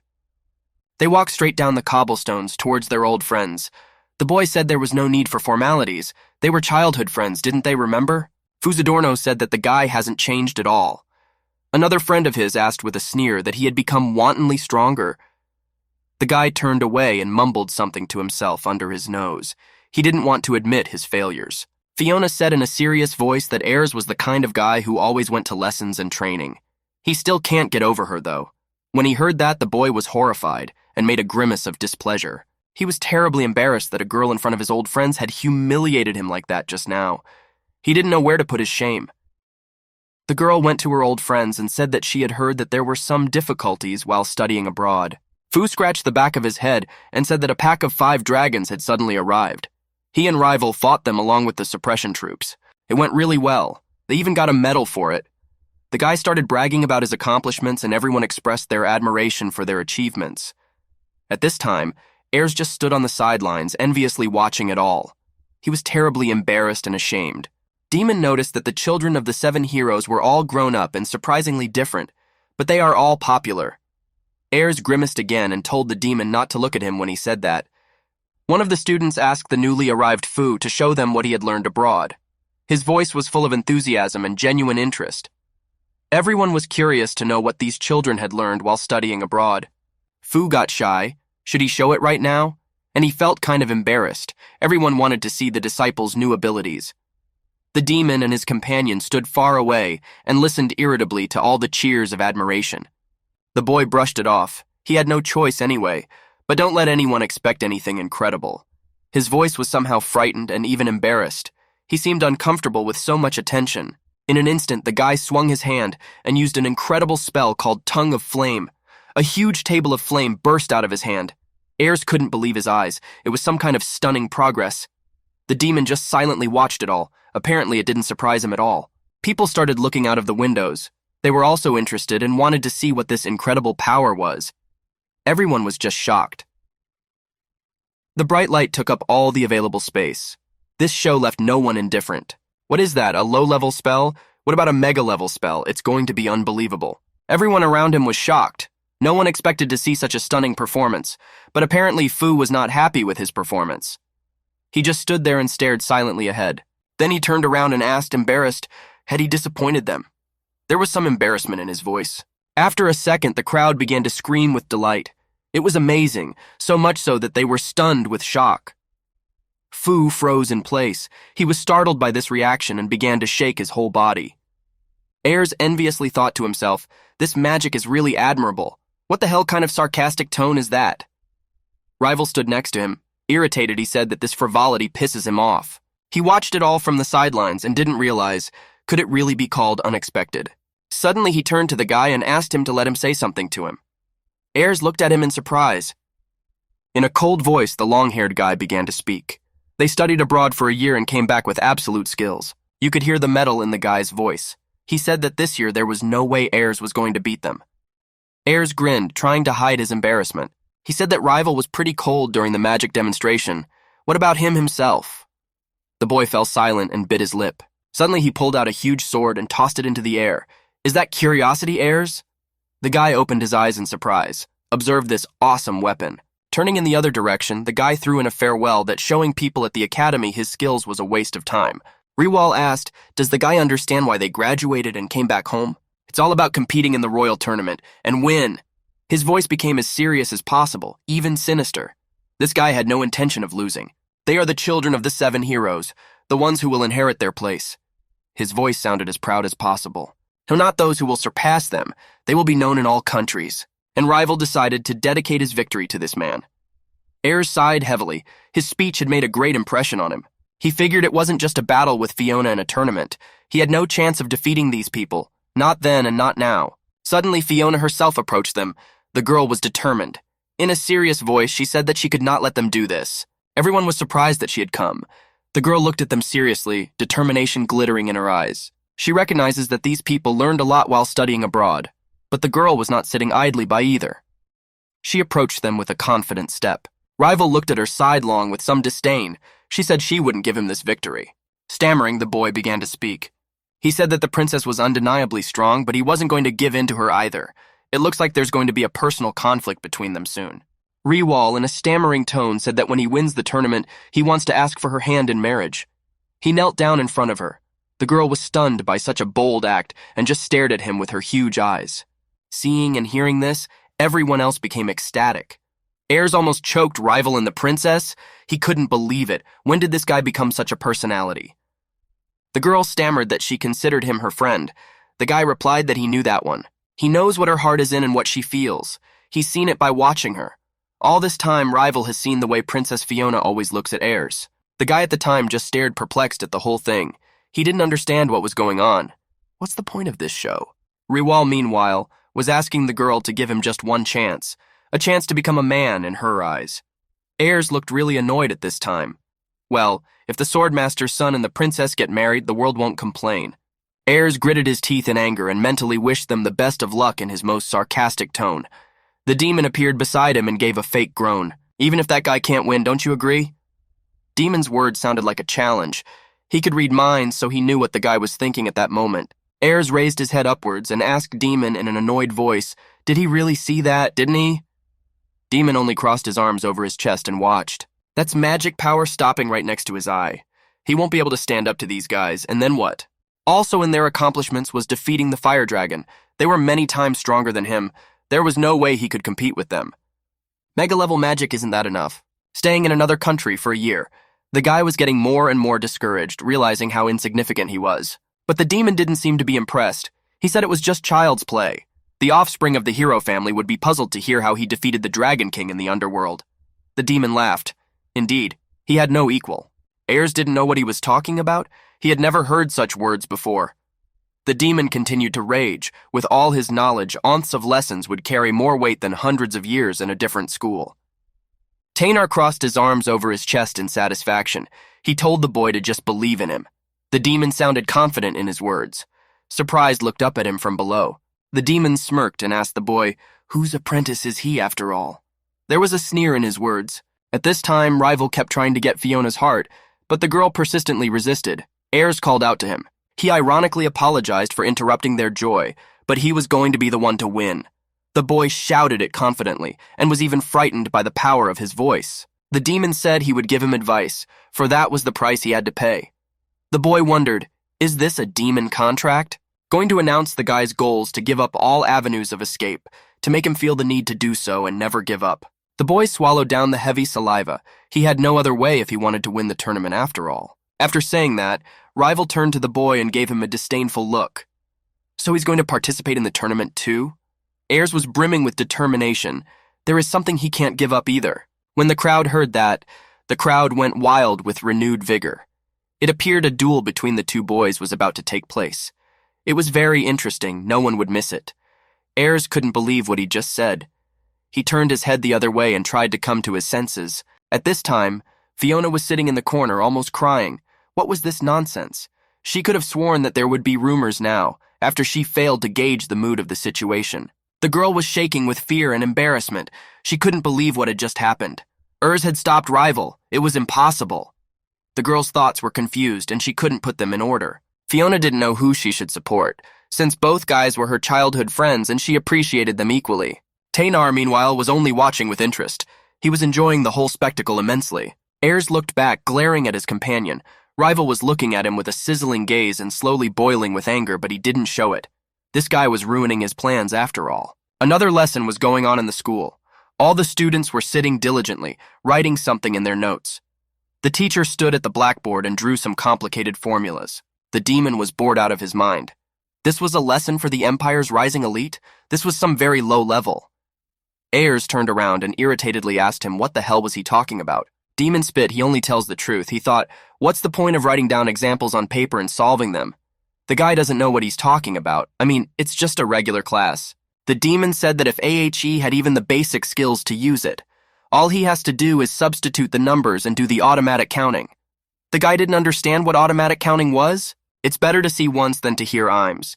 The demon said they should learn the new magic first. The kid looked at him in surprise. To learn it, he would need to draw a magic symbol. Ayers quickly began to draw it on the paper. Next, just let him repeat after him. The demon began to cast the spell. After a few seconds, the mastering was already complete. It was his own invention, the ultimate in computational magic. Millions of formulas that could be solved in seconds immediately began to appear in the guy's head. Before I even blinked an eye, I had already written the exact answer to the assignment. What the hell was that? The demon just chuckled quietly from afar. He was very pleased with his invention. Add, calculate, multiply, divide. For any formulas referenced by the caller, the spell itself performs all calculations. Taynar made a solemn tone of voice. He said he named him. He made a dramatic pause and said he named him Counting. In addition, he also invented an auto-snooping gizmo.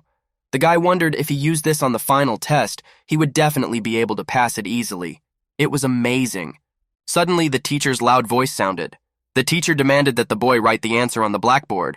The boy woke up as if from a dream and was stunned. He walked over to the board and looked forward, now that everything was clear to him. A magical symbol formed near his eye and immediately started counting. Ayers waved the hand that had the crayon in it and prepared to answer. Right now, there would be no difficulty for him.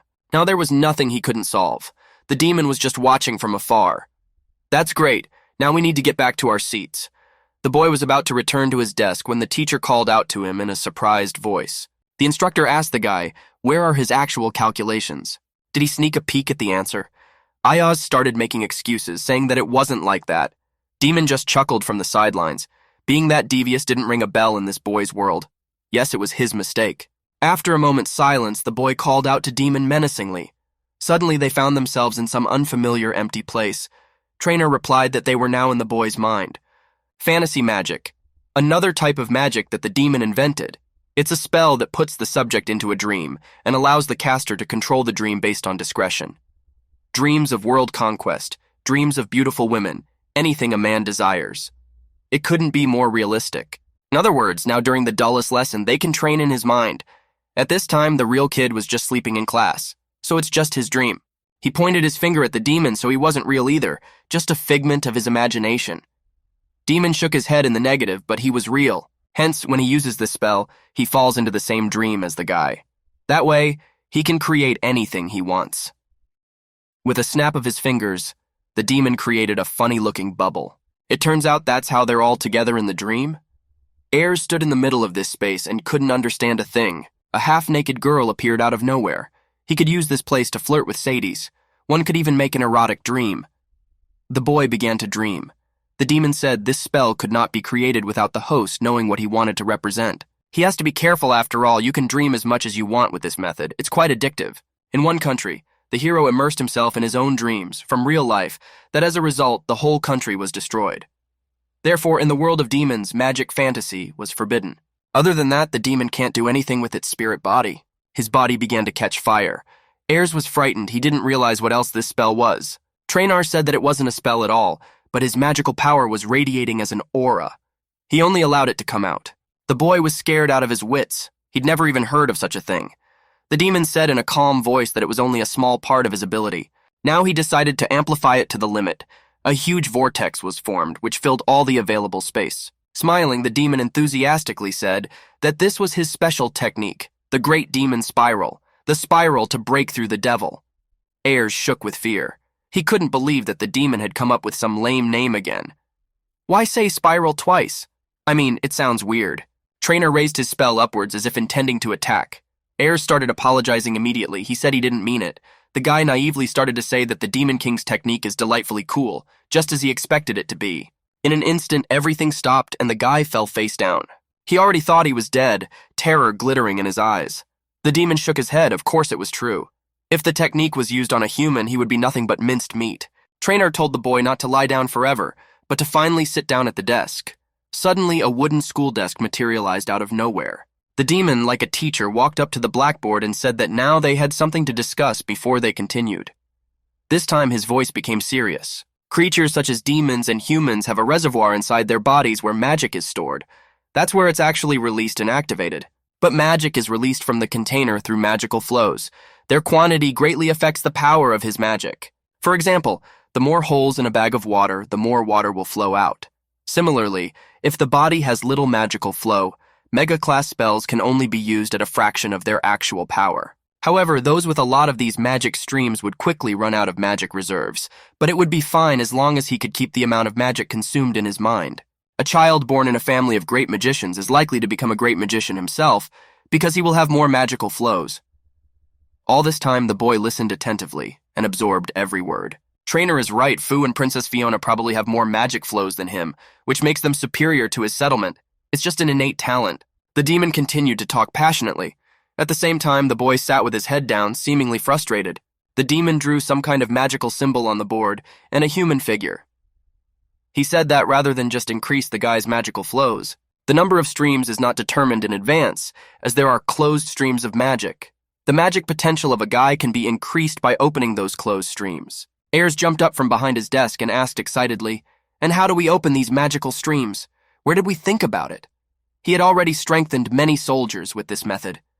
Ayers, how did he do that? The one only smugly smirked. Pausing for a moment, the demon said he did it with acupuncture. Hearing that made the boy feel cold inside. He knew exactly what the procedure was, and he wasn't happy about it. In front of him were some acupuncture supplies. There were some needles and a burning candle.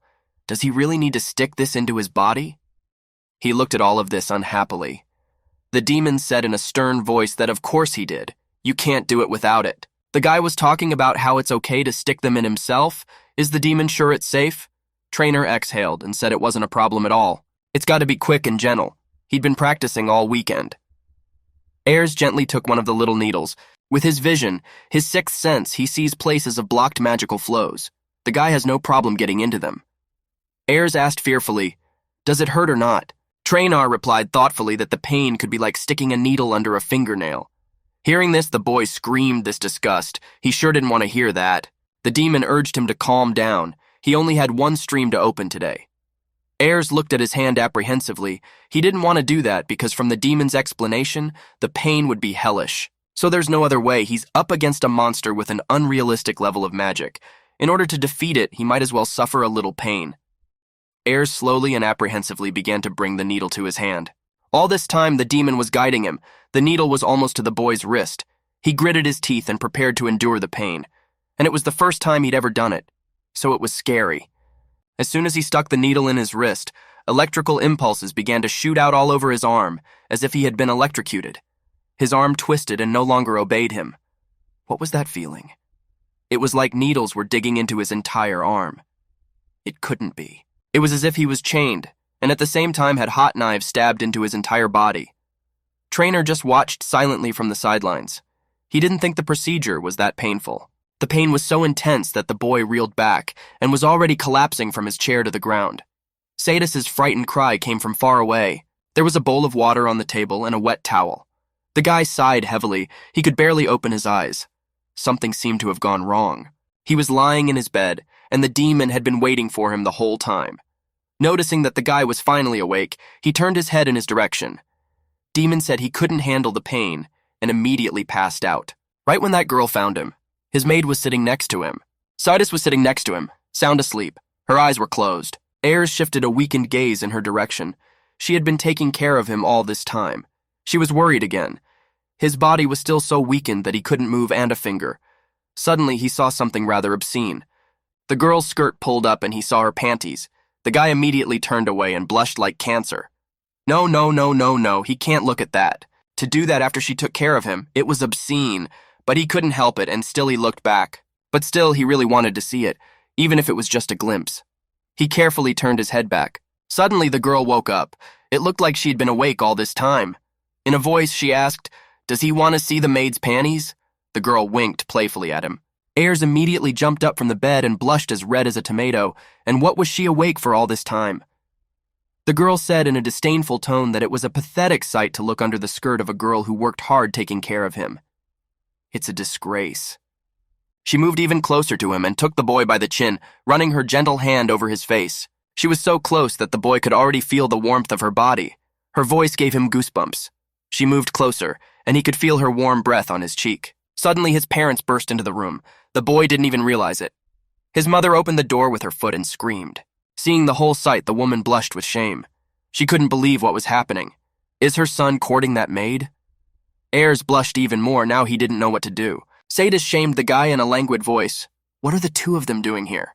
The boy's father was furious. He was about ready to nail the little brat, but the only thing stopping him was Ayers' mother. She couldn't believe this was really happening. The woman shook the maid as hard as she could, trying to force the truth out of her. She didn't want to believe what was happening.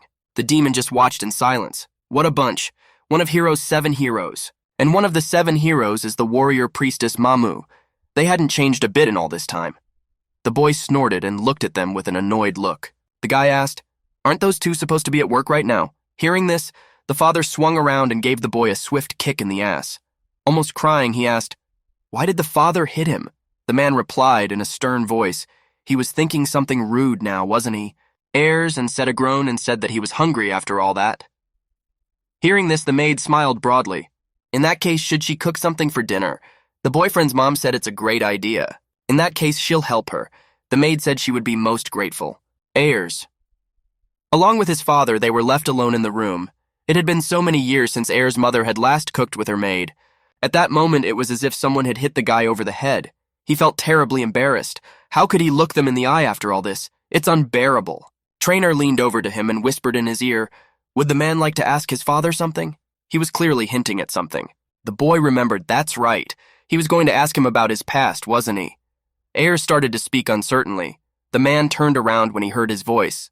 Here, seeing the eyes, the boy timidly asked his father, why did he become an Imperial Knight? There was embarrassment and fear in his voice. Stammering, the guy said it was time to pick a course. It just occurred to him. He didn't finish his sentence. Well, he seems to have played it well. The man hesitated.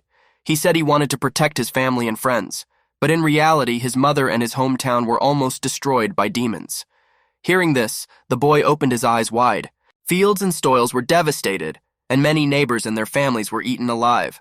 The man reminisced. He would have been eaten too if that man hadn't shown up there. Man thinks he would have died at that time. This man easily defeated a crowd of monsters. He left without a word and he looked so cool walking off into the sunset. Hero smiled and asked, isn't that a little too corny? The man said it was just a childhood dream. Slightly rash, but still. Eyes wide open, Ayers listened to his father's every word. The door creaked open and the faces of his mother and the maid appeared behind them. It looked like they had been eavesdropping on them after all. Their eyes glistened with delight as they listened to the conversation between him and his son. Ayers had pondered all along that it could have been just a childhood dream, but his father was still able to make it come true. He was able to protect the world. The boy thought about it even while sitting at the dinner table. The guy started to talk awkwardly. He wanted to say about the graduation tournament. He's going to try to win. Hearing this, the man looked at him in surprise. The boy's mother heard it too and jumped up from the table, eyes wide with surprise. Her son said he wanted to win. She would do anything to support him. The woman seemed to have more enthusiasm than he did, but immediately the kid's spirits plummeted. His mother told him not to apologize for losing. They would be happy if he just tried. After saying that, the guy finally lost his morale. And why are they preparing for the fact that he's bound to lose, even though he's desperately trying to win? That's it. He clutched the fork in his hands. From this day forward, it will not stop. Sawdust looked back at him worriedly. She could see the worry in her eyes. The boy got up from the table, apologized, and said he just wasn't feeling well. Ayers stood up from the table, looking over his shoulder with a piercing look and the words, "Thanks for the food." The Demayan's eyes followed the lad's figure walking away into the distance, perhaps after a shared meal where they discussed the important parts of their life together. The next moment, Taynar finds Ayers in thought and asks worriedly, "Is everything all right? It's not every day you enjoy dinner with your family, is it?" Taynar tries to understand the reasons for his friend's concern, feeling their close bond. Ayers stands in front of Taynar with his head down and exclaims with a desperate expression on his face, "Iya, I want you to make me stronger." This confession reveals Ayers' deep inner conflict and his desire to grow, to become stronger, perhaps to meet or even surpass his family's expectations. Ayers, full of determination and emotion, declares, "I want to prove to everyone that I can win, not just in words, but in deeds." His desire not just to speak, but to act, emphasizes his desire for self-development and self-assertion. Taynar, standing back, says detachedly, "I put you to sleep." These words could mean that he used his demonic powers to help Ayers calm down or deal with something. Taynar says, "Weary training will only make you worse, and the strain of opening magical streams is too much too." This points out the difficulties and potential dangers in their world of magic and training. Ayers, confused, replies, "So what?" And then, seemingly trying to understand the situation. Taynar reminds him, "Today and tomorrow are the weekend, though," perhaps suggesting a break or need for a break from training. This emphasizes Taynar's concern for Ayers' well-being. The kid tries to say something, but he stutters and can't gather his thoughts. Demon says tomorrow, the day he knows he'll get out here, which means the demon's gonna spend tomorrow reading. Guy nods his head, so it's a lock. The tournament's A's away. That's not a lot of time. Mother Ersa is hugging Hero. She's so sorry, that day was a lifetime. She apologizes through her tears, apologizes for not having time. The woman is pondering. She realizes that she can support her son. She looks at the child who is crying in surprise and with a kind of motherly love and care. She is very happy to have met this child. The woman clutches the baby's little fist in her hand, as if trying to protect it from all the troubles of the world. Ayers and the demon are standing outside a bookstore, where a man is loading some merchandise into a cart. Demon's eyes lit up with happiness. He had already given up hope that he would read the sequel to Fate. And now, he could do it. The guy couldn't believe he'd actually bought the book. This is the same book the demon was talking about yesterday. He was getting sick of buying the sequel. He never thought he'd have to rent a cart to take all this stuff away. Trainer said excitedly that they should read all these books in this park, pointing finger toward the nearest public garden. Soon, rather than drag the cart to the bench, all this time the demon watched his future treasure with a look of total admiration. Now that they'd bought up the whole house, he'd read the whole thing in one sitting. You could hear the admiration in the demon's voice. Ayers looked in his direction unhappily. Did the Demon King's eyes sparkle thanks to human literature? Which killed him, by the way. The demon shouted that culture had nothing to do with race. Rejection based on racial difference is just a human trait, and borrowing good ideas is the key to development. Demon's eyes were burning with happiness. He finally got what he wanted, and now fully immerse himself in reading this novel. Trainer was panting. He ordered the boy to leaf through the pages for him as his body was ghostly, and then let him tell him how he was doing. The boy sighed. Of course he would. He could hear the sarcasm in his voice. He sat down on a bench and put the book in his lap and began to read. At that moment, the demon over his shoulder was watching him. Suddenly, he called out to the boy. "Unhappy," he said. The boy reads very slowly. "Let him read faster." The boy was surprised. How could he read any faster? He's already reading as fast as he can. He started reading econs ago. The demon said he had already read the page 5 times. The guy wondered, why so fast? Maybe he was just flipping through the pages for him. He might not read it himself. The demon started to refuse. He can't let that happen. Guy should discuss it with him after reading it. Demon's eyes filled with pity. God, what was he in for? Guy had a premonition that he would spend the next few hours in agony. The demon sighed. In that case, he would teach him speed reading since that was the case. The boy couldn't read any faster. He slanted an annoyed look at Demon. It was starting to irritate him a little. Trainer pointed a finger at his eye and said that all a guy needs is just visual acuity. The guy's thinking, and he's probably thinking about the wrong thing. The demon said visual acuity means dynamic visual acuity and peripheral vision. Dynamic visual acuity is the power to track moving objects. This involves increasing the strength of the eye muscles, which then increases the speed of eye movement. Therefore, this technique is directly related to the ability to read quickly. So it's only for reading? The guy said there's no point in learning such a specific skill, and said there's more to it than that. Dynamic visual acuity makes it easier to track fast movements. In other words, it makes it possible to avoid countless attacks. The boy did admit that the skill was quite useful in battle after all. Trainer smiled. He knew very well that he was right. Well, now peripheral vision comes into play. He continued to explain first. Let him look at that couple. He pointed his finger at the people who were sitting on a bench not far from them. Two people were sitting on a bench cooing about something. Apparently they were two people in love. The guy sighed and mentally said that he wished they would die soon. Damanu sighed. This was definitely something he didn't expect. Enough. Let the guy look away. Now have him say, what color was the bench? How many people were in front of them? How many plants were growing behind them? The boy opened his eyes. He hadn't had time to notice all this. How could he know it? Confused, he said he hadn't been paying attention. The demon snorted. He thought so.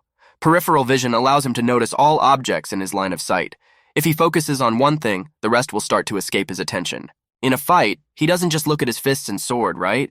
If he looks at his opponent as a whole, he can notice his preparatory movements before attacking, and thus seize the initiative.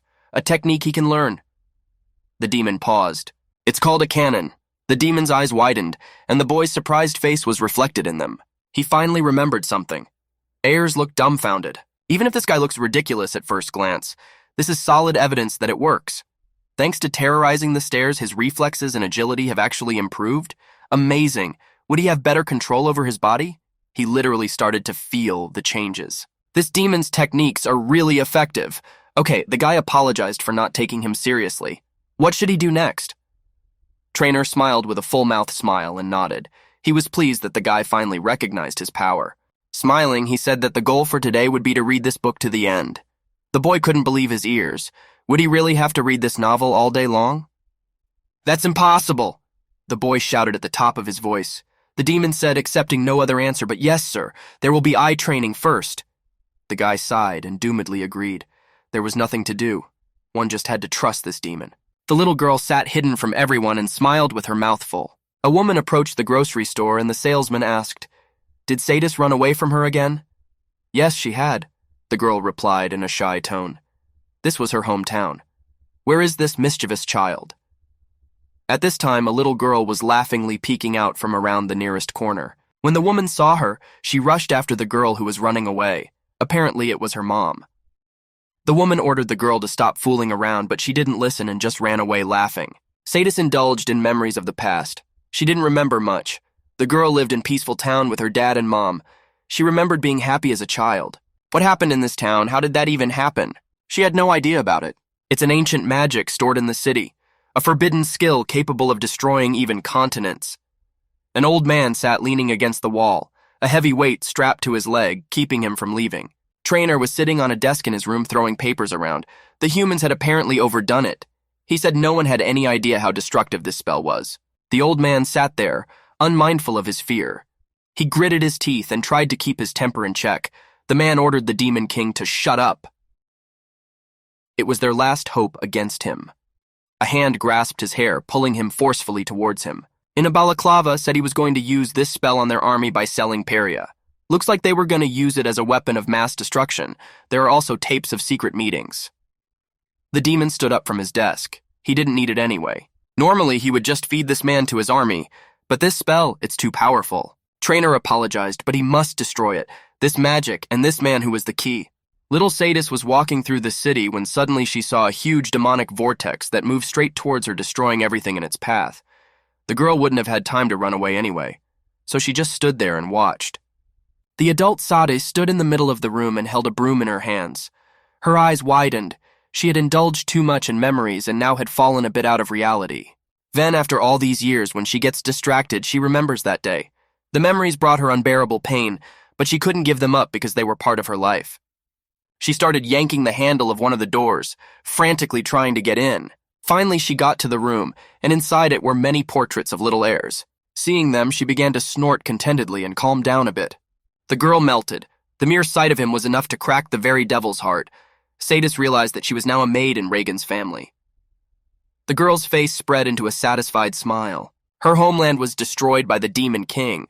Her mom saved her when she was on the verge of death. Actually, she should have been sent to an orphanage. This woman raised her like a sister. Her mom was like a sibling to her that Ona loved. She was a little sad when she married Hiro, but the girl thought even harder. The man took her in as his adopted daughter. The man patted the girl's cheek and stroked her head. Also, the moment when she first saw her master surfaced in her memories, when the woman had given her the first time to support the little warm lump. The baby was incredibly cute. The girl looked at him with her huge eyes. Now this was her sweet little brother, albeit uneven. The girl cradled him in her arms too, a new life after her family died. She wished it could always be like this. Citus took the small box, opened it with interest. It held so many memories. This ribbon was from the bouquet Urs had given her for her graduation. She remembered the young gentleman's sad face when he almost cried when he asked if she would leave them after graduation. The girl melted with delight, and a wide smile spread across her face. She wanted to tease him, even though she knew it was wrong. She wants to pester him, wants to see his sweet side. To her, her young master. There's a young lord that Princess Fiona loves, and the people around here know it. If all goes well, the children of the 7 heroes will marry each other, and now she would see them off like everyone else. The girl thought about it sadly. But the young master going against all norms. If only he would look at her again just once. The girl remembered the way Ayers had looked at her the first time he'd given her a bouquet. She remembered those eyes. She brushed a tear from her face. She could never admit it to him. The girl remembered the moment when the young master came home from school upset, and she had greeted him joyfully as always. The girl's eye began to twitch. She realized something was wrong. Something while shopping. She couldn't find her place. Such a lecherous look for the young master. It was unusual for her to see the boy like that. The boy grasped some scrap of cloth and pulled it toward him. The maid watched his every move. He handed her a napkin, and the girl thanked him heartily. At parting, Pauline said she would read the book until supper time. Let her call him when everything was ready. What's that? If he's a guy, he should have looked at the panties. But like a gentleman, he grabbed the scarf. She didn't even notice it. Like something had changed in the guy. He noticed her panties showing from beneath her skirt. That was the ability to notice everything in sight. So much for visual acuity. The boy cheered. What a useful skill. The demon sighed heavily. It wasn't allowed. He wasn't one to look up girls' skirts. However, the kid mastered it very easily. He's not as untalented as everyone thinks. Maybe he'll make something of himself in the future. It's amazing how fast he learns. Great demonic breakthrough evolution. Ayers stood in the middle of the courtyard looking up at the night sky. He was pensive, as if nothing in the world existed but himself. The kid looked at his hand, which began to slowly emit magic. A demon appeared from afar and said that he could now steadily control the magic around him. Ayers stood and half turned to look at the demon. His whole body was covered with a magical aura. He could control it now after his training without any problems. Ayers, it was worth all the agony he had endured after all, during the opening of the magical streams. It wasn't all for nothing. It took a little time to learn how to materialize magic, but still it wasn't everything. Trainer asked, and how does it feel? The feeling of exemplary technique. It was delightful. The boy closed his eyes in surprise and pleasure. Everything he sees and hears seems natural. He's amazed at how clearly he perceives everything. The training has paid off after all. The boy's senses are now sharpened and new abilities have emerged. The demon said it's the last one, the final class. Ayers looked up at him eagerly. There was determination in his gaze. Now he had a phantom sparring match, like practicing with an intangible ghost. The demon tried to hit him, but the boy put his arm out in time to block the blow.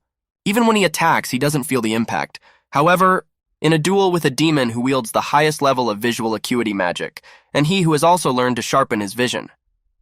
Now it was easy for him to determine when and where the blow would come. If this had happened 2 months ago, there was nothing he could have done. Now, after all the hard training and grueling sessions, he is not afraid to face death. He has already fought the demon with ease and freedom. Dodging, he still found gaps in the demon's defense and was ready to strike. But the demonic creature was stronger, so he dodged and hit the guy in the jaw with all his might. His eyes rolled back and his body flew a few meters away. The kid was lying on the ground, completely exhausted after being hit. He hadn't been able to hit him. His eyes were staring upward, no life in them anymore. And now once again he is forced to die. The demon's mad face is already looming over him, preparing to strike a decisive blow. Ayers was lying exhausted on earth. Damn it! This was pointless. The demon still admitted that it was pretty impressive that he was able to take him by surprise and attack him, but that didn't mean it was enough to overpower him. Ayers said emphatically that he wanted to try again, be that as it may. The demon grinned. He liked the boy's attitude.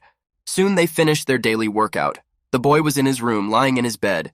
He turned to the demon and asked, why did he want to destroy humanity? Trainer was determined not to answer that question, and anyway, who cared? The guy wouldn't stop, no, really. He thought about it all the time. Isn't it time to tell him? The demon looked away with a sad look. He said that people wouldn't be able to understand his intention. A great sadness could be heard in his voice. That was hundreds, no, thousands of years ago. He doesn't even remember why or what made him think that. Deep in the caverns where no sunlight reaches, there is a world of chaos with air and brutal power. This is his homeland. In a sad voice, he said that he had a dream. He wanted to leave this demon dimension to see the world and all its delights. Huge oceans, dense forests. The demon's voice became dreamy, different cultures and technologies, warm sunshine. He wanted to see it all in person. However, the dreams came true at the snap of his fingers. The other demons wanted to leave too. Racism, aggravated, distorted by the idea.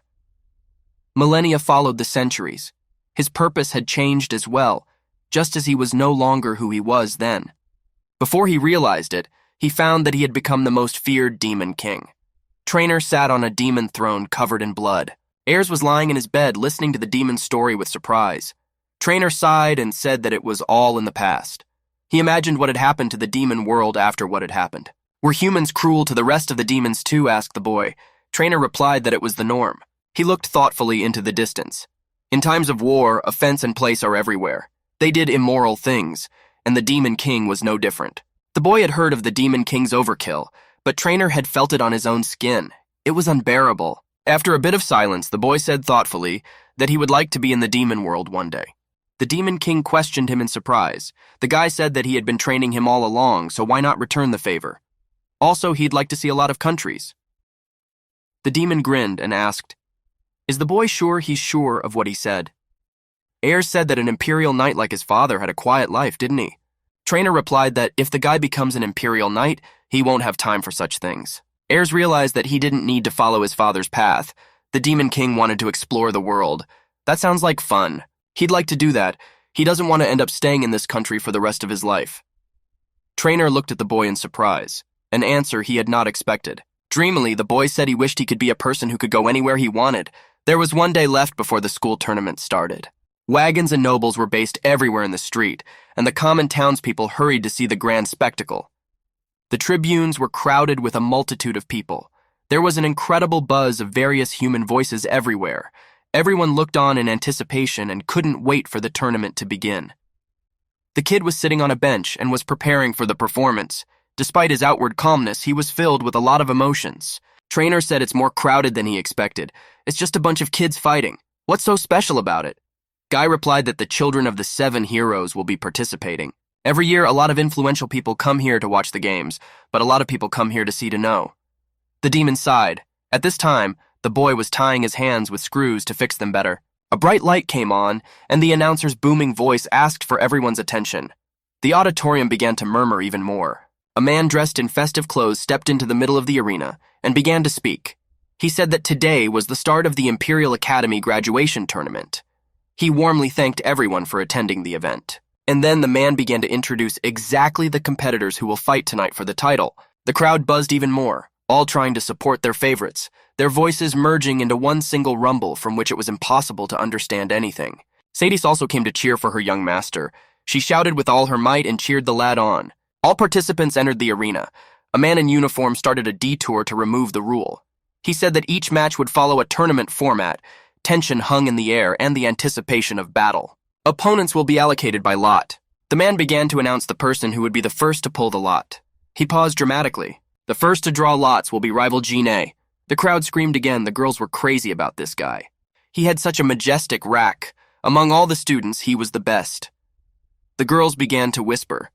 One of them said that she had heard that he was as strong as a true imperial knight.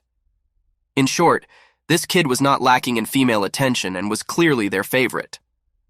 Everyone thought that he would definitely be the winner. Ayers listened irritably, annoyed by the whole thing. The draw hadn't even started yet, and they were already deciding the winner. Rival drew a lot with the number 1 on it. His face was as emotionless as ever, as if he was looking at everyone else with contempt. Rival Janae will be going in the first round. Even more power, they couldn't believe they were going to see this guy in the first round. Announced that Reagan would be the next pick. That's all before the whisper started. Apparently the guy was disliked. In the back rows, they started to darned well say this guy's name is the unfortunate heir apparent. It was clear right away that no one would be rooting for him here. A demon floated up behind him, and Riley asked, "He's up to something sinister, isn't he?" There was a wry smile on the demon's face. The boy asked him again, but the king only joked back, "Well, this is going to be interesting." The boy walked over to the box and looked at it carefully. The man in the festive uniform just stared emotionlessly at the boy's face. Ayers took hold of the box lightly and pulled it toward him. Suddenly, he tossed the box behind the lots upwards, so that all the contents scattered. Everyone present was horrified. What was this guy doing? Suddenly, he activated his visual acuity and immediately began to see each of the coins. It was as if time had slowed down for him. He ducked and grabbed lot number 1, same as rivals. The crowd went, "What the hell is he doing?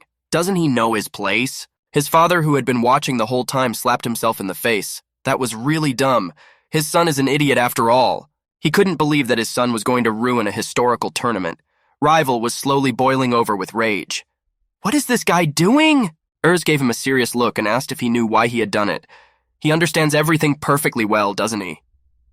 Rival gritted his teeth in anger and looked at the boy with a maddened look. The guy couldn't believe it. He saw the number 1 in a split second. What's he trying to say? He picked Rival. Well, all right, that's the way we're going to be. Everyone was full of readiness, and the crowd watched in horror and amazement. Urs Reagan, with a voice full of determination, announced that she was declaring war on her rival. He did not relent either, and with the same confident tone said that he accepts his challenge. The people who came to the performance witnessed a real drama and watched the whole thing with amazement and enthusiasm. Everyone was confused. What was the meaning of that? Well, if the opponents don't mind, the herald said that this was not allowed. He called on everyone present to calm down immediately.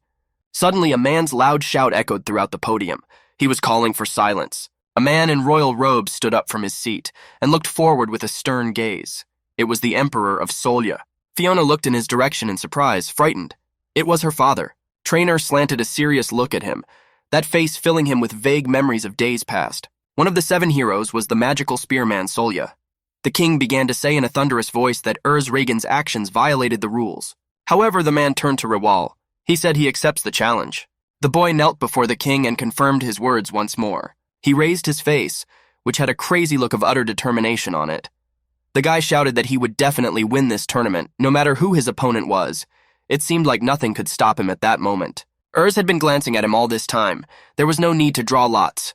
The king said that he hoped the 2 rivals were equal. The protagonist's father and mother got up from their seats and asked the king not to do this. It's just a silly fiction by their silly son. The king hastened to reassure them. Wouldn't it be impolite to reject a child's challenge? The eyes of the protagonist's father rounded in surprise. Solya spread his arms wide and said in a thunderous voice that he was giving good. Let the fighting spirit be revived. It's not just a battle between graduates. The king's voice sounded enthusiastic as he seemed to like the idea himself. He said that it was a real duel between 2 warriors. All the other participants of the battle looked and listened in surprise. Rival Janet and Urs Regan will fight in the first round, the king announced. He said that he recognizes this duel. As expected from the son of a hero, the kid still hated that phrase more than anything. No matter how hard he tries, all his accomplishments are a credit to his father. For the son of a hero, that goes without saying. Of course it does. He felt his efforts were worthless. After all, those around him do not see him as himself, but as Hytro's son. He did not want to disappoint them, but he could not fulfill their expectations either. These 2 doubts were weighing on his inner world, creating an inner struggle. The views of the protagonist and his rival crossed, neither of them willing to concede. It was not just a duel for them, but a personal battle for honor. He main character's parents watched all of this with horror. His father couldn't believe that his son was stupid enough to mess up the academy's main event like this. The mother was concerned about whether her son would survive on principle. What the hell is wrong with him? There were only 2 opponents in the arena who were diligently preparing for battle. It was going to be an amazing spectacle. The herald says it's the Imperial Academy's graduation tournament. It's time for the first round to begin. The child of one of the 7 holy heroes of the sword, the best swordsman of the Imperial Academy, rival Jane, and the dark horse of this tournament, the son of hero Regan, Urs Regan. There was a little confusion at the draw, but still, this battle is between the 2nd-generation representatives of the 7 heroes. It's going to be a great spectacle. This has never happened before in the entire existence of the Academy. The demon looked toward his partner in surprise. He asked if he wanted to use it. The boy said no. He wanted to test his strength first. Reflexes honed by practicing from the stairs, phantom sparring with the Demon King, visual acuity training, and He wants to see how far he can take the field beyond just simple techniques. The demon grinned. So that's how it is, not bad. Trainer was pleased with that answer. Sadis looked anxiously and doomedly at her ward. There was excitement in her eyes, and fear for the life of her young master. The guy remembered what he'd said to her then. Just let her watch now. She'll see she's gonna win this tournament. She will. The maid, with fear in her voice, cried out for the young master to wait. She asked why the guy didn't have a sword. Really, did he forget his weapon? Everyone was surprised, really. What was he doing? Suddenly the guy remembered. Originally he was a swordsman after all. No wonder why everyone had such a reaction. Princess Fiona was furious. How could that be? The crowd boos. Is this kid that nervous? Did he forget his gun? Simple as that. Surely this is the son from one of the 7 heroes. What about the legacy of the hero family? He's the son of a hero, and he doesn't even use a sword. Hero, and shouted to his son. He told the guy to quickly go to the waiting hall and get his sword. This is too much. The guy wasn't paying any attention at all. What were they doing? The herald asked if the boy wanted him to bring a sword for him. The boy shook his head in the negative, but there was no need. He proudly showed his hand and confidently said that his sword was his fist. Well, if he says he'll go unarmed, then so be it. Rival stared at him the whole time without saying a word. His gaze was cold and emotionless. This guy didn't seem to have any emotion at all. The first round has begun. All the stands froze in anticipation of something incredible. Rival was amazed at such insolence. Don't let this guy underestimate him. First the toss, and now he also comes in unarmed. This isn't a game. Rival started to pull his sword from its sheath. He lunged at the guy with the firm intention of chopping him to shreds. This was not just a game or some kind of entertainment for him. It was his honor. Rival ran at the protagonist with his sword out in front of him, ready to strike him first. Princess Fiona watched all of this with horror while the crowd furiously cheered for Rival. Suddenly something happened that no one expected. The guy threw a punch, but his opponent stood there unharmed. Looks like he didn't hit his punch. Everyone was confused. In the corner of the cairn, 2 silhouettes stand opposite each other. The tension in the air is palpable. Was he really able to dodge? Says one figure skeptically, doubting his opponent's abilities. The answer comes instantly, in the form of a whirlwind and a sword cutting through the air. Then how about this? The challenge is thrown and the blade catches up with its target, but in the last frame, the drama reaches its climax. The Imperial Sword stands out in the center of the scene, surrounded by a profusion of blossoming blades. This moment is frozen, foreshadowing the outcome of the confrontation. The spectators are watching the fighter's every move in suspense. Not every Imperial warrior has skills like him. A whisper spreads through the arena, along with admiration and disbelief. No, wait, I don't see it at all, the sword. Doubt begins to take hold of the audience. The speed of that star, trained in speed reading, our Rival demonstrates an incredible skill that calls into question his human abilities. Erz keeps up, concentrating on using his peripheral and dynamic vision to the fullest, proving that his sword skills are as good as his opponent's speed. You can predict an opponent's action by the movement of his eye muscle. He shows that in combat, every detail matters. Erz is adept at dodging all of his opponent's attacks. He utilizes reflexes developed during his training with the latter. Instantly make a move that takes into account the opponent's next move. The results of his training have paid off after all.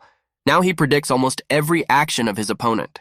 Now it wasn't his father's magic sword, it was Urza Reagan's style, his own style. Swings his fist to deliver a great demon corkscrew punch. His arm flies forward through space at the speed of light. The crowd freezes in anticipation. There is no way they expected this turn of events. Rival is shocked. His opponent responds with his fist to all sword techniques. This is simply amazing. The guy raises his exhausted face and stares at his opponent with a disheartened look. Urz shows everyone around him his skills that he has honed through hard training. He wants to be proud. The crowd is buzzing. That was a very powerful punch. He is overwhelmed by his euphoria, but suddenly he hears his most hated phrase, as expected from second-generation heroes. The crowd starts whispering, which confuses the guy. What? Talent? Don't let them devalue his training with that word. His father didn't do anything. He just abandoned him. What makes them think that? His father had nothing to do with it. The crowd was celebrating. Children of heroes. This is just awesome. The demon flew up to him and told him in his ear not to listen to them. It's still possible to get rid of your father's label.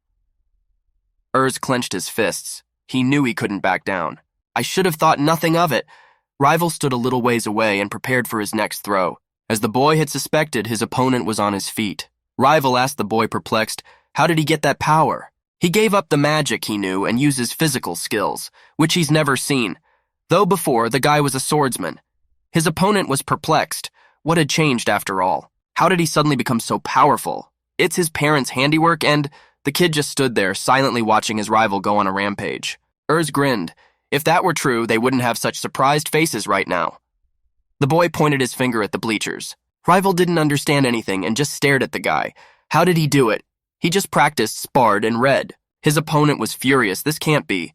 Urs calmly said that it probably wasn't just that. He said that there was a kind man who taught him this style. He thinks he changed his perspective a bit after he met him. The demon heard all this and looked at the boy in surprise. As soon as he entered the academy, he faced an insurmountable wall. Of the children of the 7 heroes, he was the only one missing something. That's what he'd been told his whole life. He didn't have a talent for swordsmanship like Rival. He wasn't strong in magic like Fu. He didn't have martial arts skills like Fiona. He is the one who had no particular talent. His inability to live up to the expectations of those around him became his curse. But this man had told him. The guy paused rhetorically. He told him that he had no talent in handling a magic ball like his father had, so let him use what he is good at. After saying that, the guy really felt better. He doesn't want to emulate the heroes. He wants to go his own way. Kid, his voice was full of determination. Not his father nor his mother. His path he determines only for himself. Rival didn't know what to say. He'd crack with anger right now if he could. The boy gritted his teeth and just stared at his opponent in silence. Suddenly he yelled for the guy to stop joking. Doesn't he want them to inherit the powers of the 7 heroes? It is the duty of the 2nd generation to pass on the strength and achievements of their great predecessors to future generations. He always drove them because it brought back memories from my childhood. Urs didn't understand. Why was Rival suddenly so angry? He understood his pride in his heroes, but it wouldn't change his point of view. He's here to prove himself. Rival made a lifeless expression on his face. He pointed his sword at the boy, determined to slaughter him here and now. Traynor stood behind and said his opponent entered this state. Before he knew it, a multitude of cuts covered his body. His opponent was moving with such speed that he could not catch a single movement. Seda, seeing all this, screamed with horror. The demon just watched. Humans are usually only able to operate at 30% of their full potential, but under critical conditions it can be used to its fullest. This is sometimes called second breathing, or getting into the zone. Some people may intentionally enter this state. Even with his eyesight, it was hard to keep up. The boy barely had time to dodge the attacks, the sharp blade of the sword only a few centimeters from his face. Urs tried his best to protect himself from the blows. They flew at him with increasing speed. Shit, this is no good. It's time to change the current state of things, the protagonist shouted with anger, his eyes filled with rage. Evenly enveloping his entire body with magical power, released from the many channels opened with such pain. Suddenly, something that no one in any way expected began to happen in the arena. Everyone looked over there with horror and impatience. The light of full life and prosperity. This is the magic that the protagonist deserves. It is the strongest technique, the physical strengthening of the Demon King. The breakthrough of the great Demon King. The boy grouped himself together and directed all his strength into one point. The demon flew up to him and asked him who the kid had been up to that point. Gasping in the heat of battle, the guy replied that he was the son of a hero. The demon asked again, "And who is he now?" The guy answered that he was an apprentice of the great Demon King. Well, the demon asked one last question. What does the guy want to become? A sparkling smile appeared on the protagonist's face. He said he wanted to be his true self. His words were filled to the brim with determination. That's right, so let him prove it now. Urs rushed at his opponent, preparing his fist for a crushing blow. The demon called the boy by name for the first time.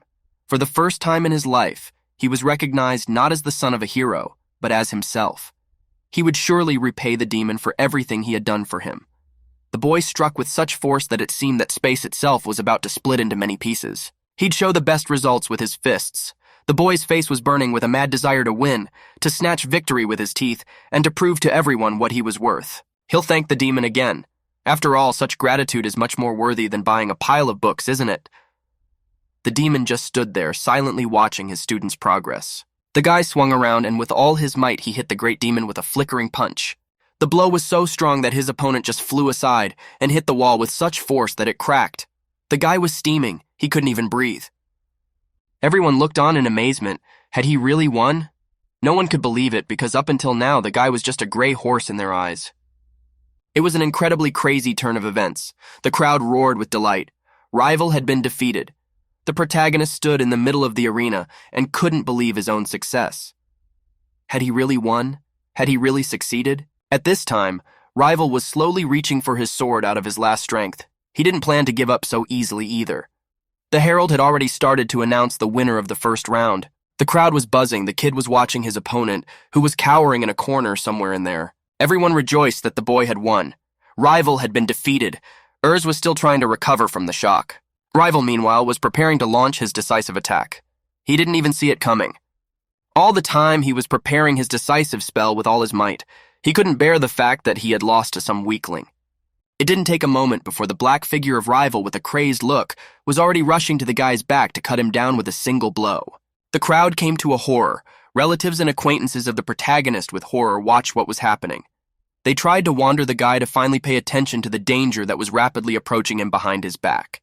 Ayers barely had time to shift his gaze before he felt the cold blade of the sword right before his eye. He remembered those moments in the teachings together with the Demon King. Sitting on the ground, the guy asked him if he could learn this technique. The demon wondered why would he need it? The great demonic spiral, the devil breakthrough spiral? Why? This technique consumes a lot of magical power. It's difficult to control.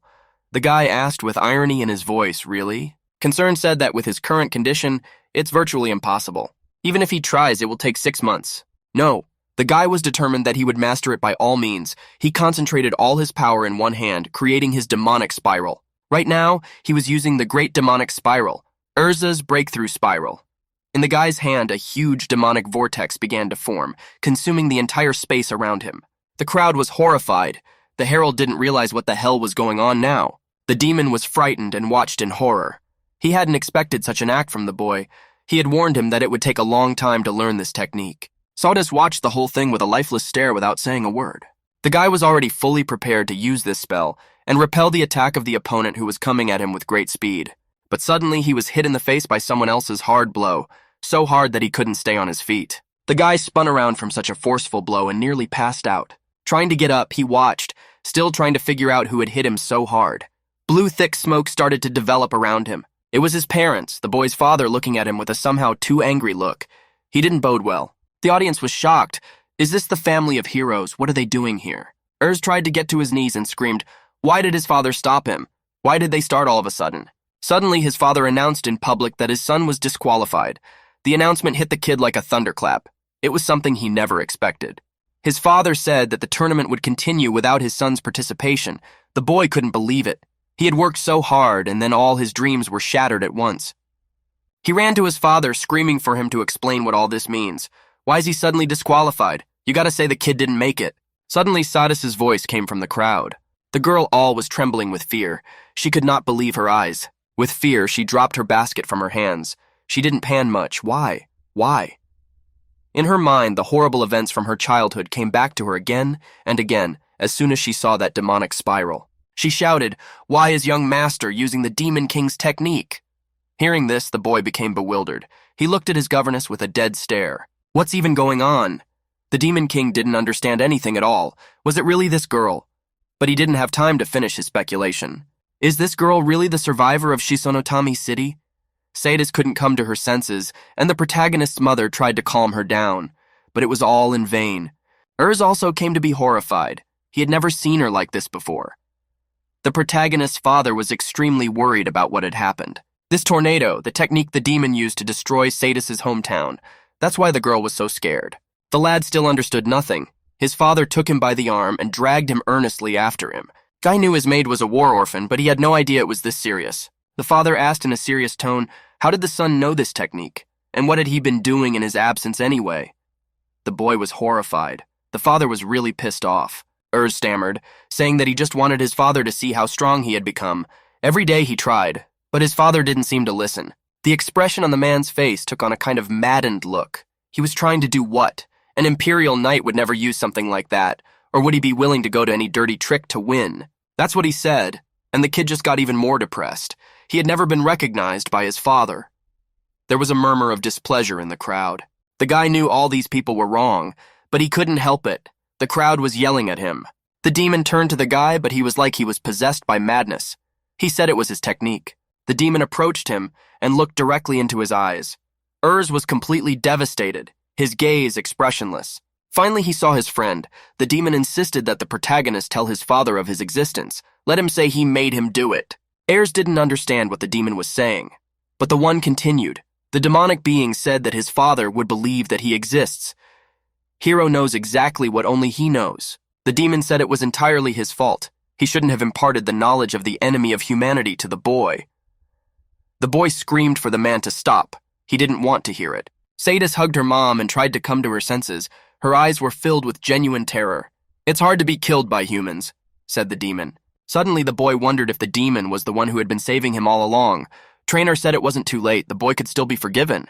The father looked at his son with genuine anger. The demon was surprised. He wanted to save the boy from punishment, but it seems that he could not do it. The boy smiled and said in a cheerful voice that it wasn't the demon's fault. Approaching his comrade, the boy asked what was wrong with becoming his apprentice. Urs did not want to back down. His face suddenly became somehow carefree and even ironic. The demon looked at him with an uncomprehending gaze. What is this kid talking about? Urs said that the demon was just teaching the apprentice his technique after all. Trainer looked at him with a frightened look.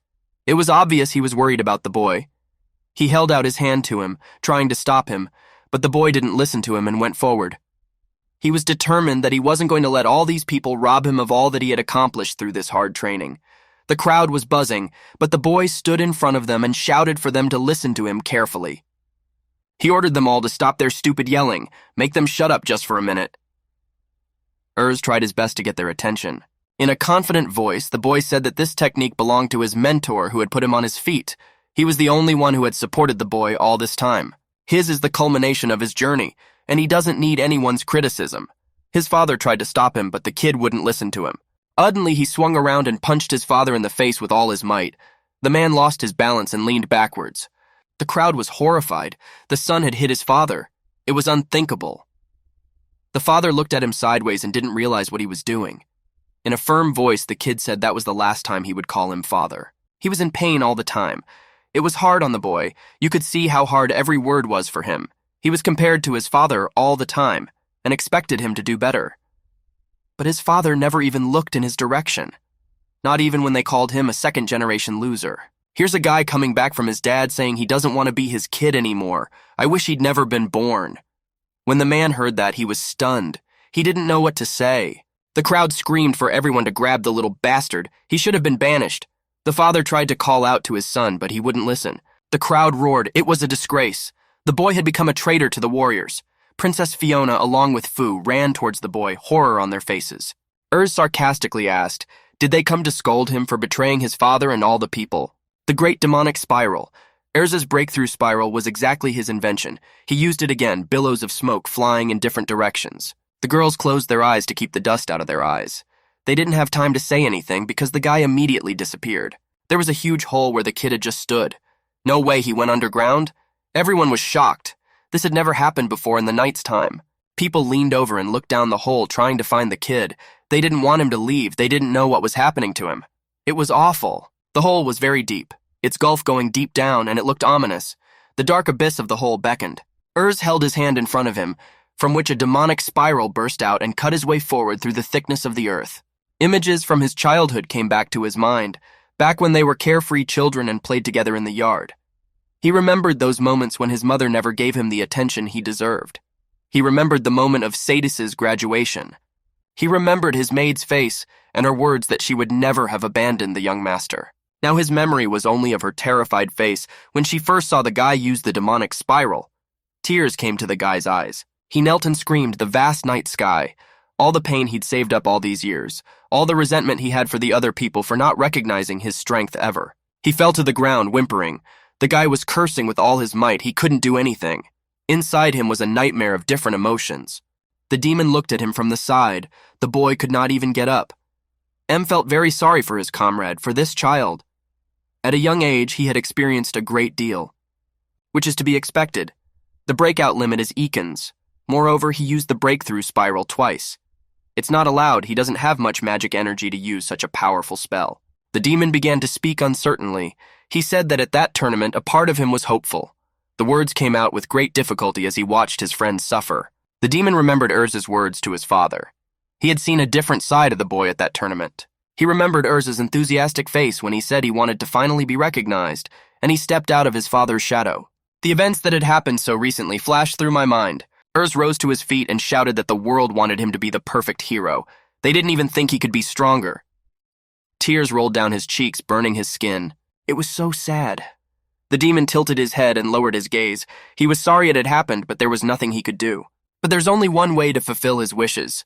The boy had been lying on the ground the whole time, trying to cope with his emotions. The demon's voice became more confident. He firmly said that it was necessary to surpass his father's achievement. Demon asked a rhetorical question. Does the kid know why the hero is so revered? It's because he defeated him, the ruler of the world, the demon supreme. But if the guy achieves more, then everyone will know about the power of Urs Regan, whether they want to or not. The demons tried their best to cheer the kid up. Urs didn't understand how he could surpass his father. After all, he is a great hero. The demon didn't know it himself, he just snorted thoughtfully. There are many ways to succeed. The demon's voice became thoughtful. You can unite the country and achieve something great. One thing he could say for sure, the answer was not limited to this one empire. The guy needed to target the whole world. Urs lay on the ground and tried to comprehend everything that had been said. He realized that it was the only way out, but how to do it? We need to target people outside the empire as well. Let the boy let him know his name. The guy lay there thinking, they're talking about how to surpass his own father now, aren't they? The boy remembered that each of his childhood friends had some outstanding talent. They practiced constantly to achieve such success. He remembered all his wishes from his childhood. He wanted to become the strongest hero, surpassing even his father. Just think about it. The kid jumped to his feet. He needed to get back to his roots. He had to do it. There was no turning back. There was a tremendous determination in his voice that he himself had never known before. He had to do something greater than his father had done. The demon grinned at the kid. He liked this kind of fighting attitude and was ready to help him in all future endeavors. Urs firmly decided that he wasn't going to let these people ignore them.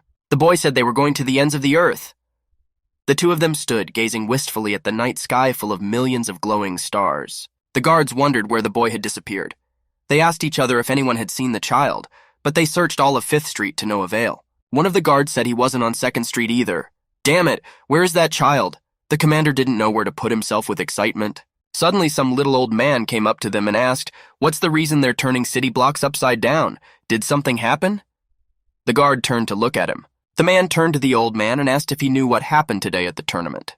It was the largest incident since the end of the war. The protagonist's mother opened the doors with a bang and quickly ran into the house. There was worry and fear on her face. She looked everywhere for her son, but she couldn't find him anywhere. The woman ran into the boy's bedroom, but he was not there. There was just an empty, made-up bed in the room. Nothing else. She thought maybe he came home, but no, the boy was still nowhere to be found. The woman looked up with weary eyes. Too much going on today. Even though there are still remnants of the Demon King's army, all the knights have been sent to search for him. But there's still no word on the boy. Hero is already searching outside the capital. If another squad finds the kid first and starts a battle, they'll never get their son back. The woman frantically searches all over the room for her son, grasping at the ghostly hope of finding her child after all. The boy's recent words came to mind. I don't want to be your child. I wish he'd never been born. It was killing the woman inside. She felt guilty for what was happening. What had happened to him? She stood in front of the boy's closet and stared dumbly inside, as if trying to find her missing child there. His fighting style suddenly changed, and also using the Demon King's techniques. It was unthinkable. Did he have complexes because of her and her husband? The woman hesitated for a moment. It seemed like she was beginning to realize something. She didn't think she had ever taken a good look around her son's room. She glanced around the space of the room. It was most ordinary. A bed, a table, a chair. There was a book of some sort on the table. She picked up a small book and nostalgia pointed at it. It was an academy textbook. This book was different from the ones from their time. The woman was still standing in front of the bookcase. It's a bookcase. It's almost full of reference books and technical literature. Even their generation didn't go that far in their study. And her son worked so hard to get approval. This child was truly criticized all the time. She finally realized what complexes were. He was crushed by too many expectations. But she paid no attention to his hard labor, even by the standards of the 7 heroes. That was her biggest mistake. She saw that she didn't understand anything. Her eyes were as if covered by a veil. The girl began to cry, horror in her eyes. How could she let this happen? Now she didn't know what to do. The woman fell to her knees and began through her tears to beg forgiveness for her son, whom she could not now bring back. She was a bad mother. She should have been there when her child needed her. She should have been the one to take care of him. She didn't know about anything. She didn't even know what was going on. She didn't know about the Demon King's techniques either. Suddenly, someone shouted at the woman. She opened the doors. Sadie stood in front of her. The maid's face was also filled with horror and sorrow. Why is she here? What is she doing here? And for what? Running away from the hospital. You can't do that. You had to rest. The woman was very worried about her. Sadie started talking. Ma'am said that the young master had run away somewhere. Sadie started to say in a trembling voice that she heard something. The girl tried to cope with the fear and resettled into herself, began to speak. She said she heard the nurses at the hospital saying that all the Imperial Knights had been sent to find the hero's son. If he's related to the Demon King, he can't escape punishment. When the girl heard this, she couldn't stay there. She too searched all over the city for the young master. Mom stood looking at her with a doomed look. The woman ran up to the maid and started to comfort her. She said it would be okay. She and his father would not let this happen. Sadie couldn't take it anymore, and her voice started to break into a wail. When she was walking home, she heard all the people talking and what she heard, She didn't like it very much. Reagan used a trick to get into this competition and became stronger because he used a forbidden technique. But the girl believed that it wasn't true. She had seen the young master practicing constantly. The way he moves at the beginning of the match, that's definitely young master's skill. The girl shouted that the boy wasn't cheating. It was indeed the young master's strength. She almost cried out. She was the closest to him, and she knows it all. The girl begged her parents to bring home. The woman suddenly realized that she was such a terrible mother that she didn't know anything about her son, and now she doesn't know how to bring him back. Mom said that she wanted a maid to always help her. Sadis looked at her with tearful eyes. Determination flashed in the woman's eyes. She was determined to find out everything about her child. She must correct the mistakes she had made. Even if it's too late, even if she's a bad mother. She wants to see her child again, and the woman's voice was confident. It seemed like nothing could stop her.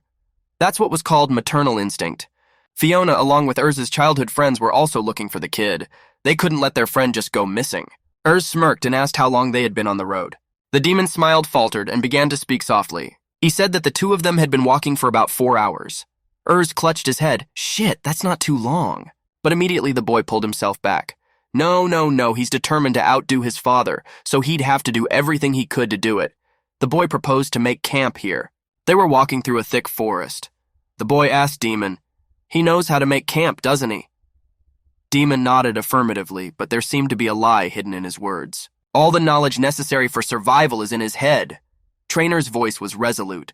More than once in his life, he had taken a break from political duties by camping alone in the wilderness. Solitary camping? The boy wondered. It seemed to him that the demon just didn't have any friends. Said he had to get food first. He ducked into the bushes and immediately saw a small white rabbit. The boy rushed headlong to catch the little animal, for he was very hungry, but his eyes glistened with madness and his tongue fell out of his mouth. It was as if he had lost his mind. But the kid missed and flopped to the ground. The rabbit quickly galloped away from him in the opposite direction. Urz clenched his teeth irritably and looked at the fleeing animal with a vicious, predatory stare.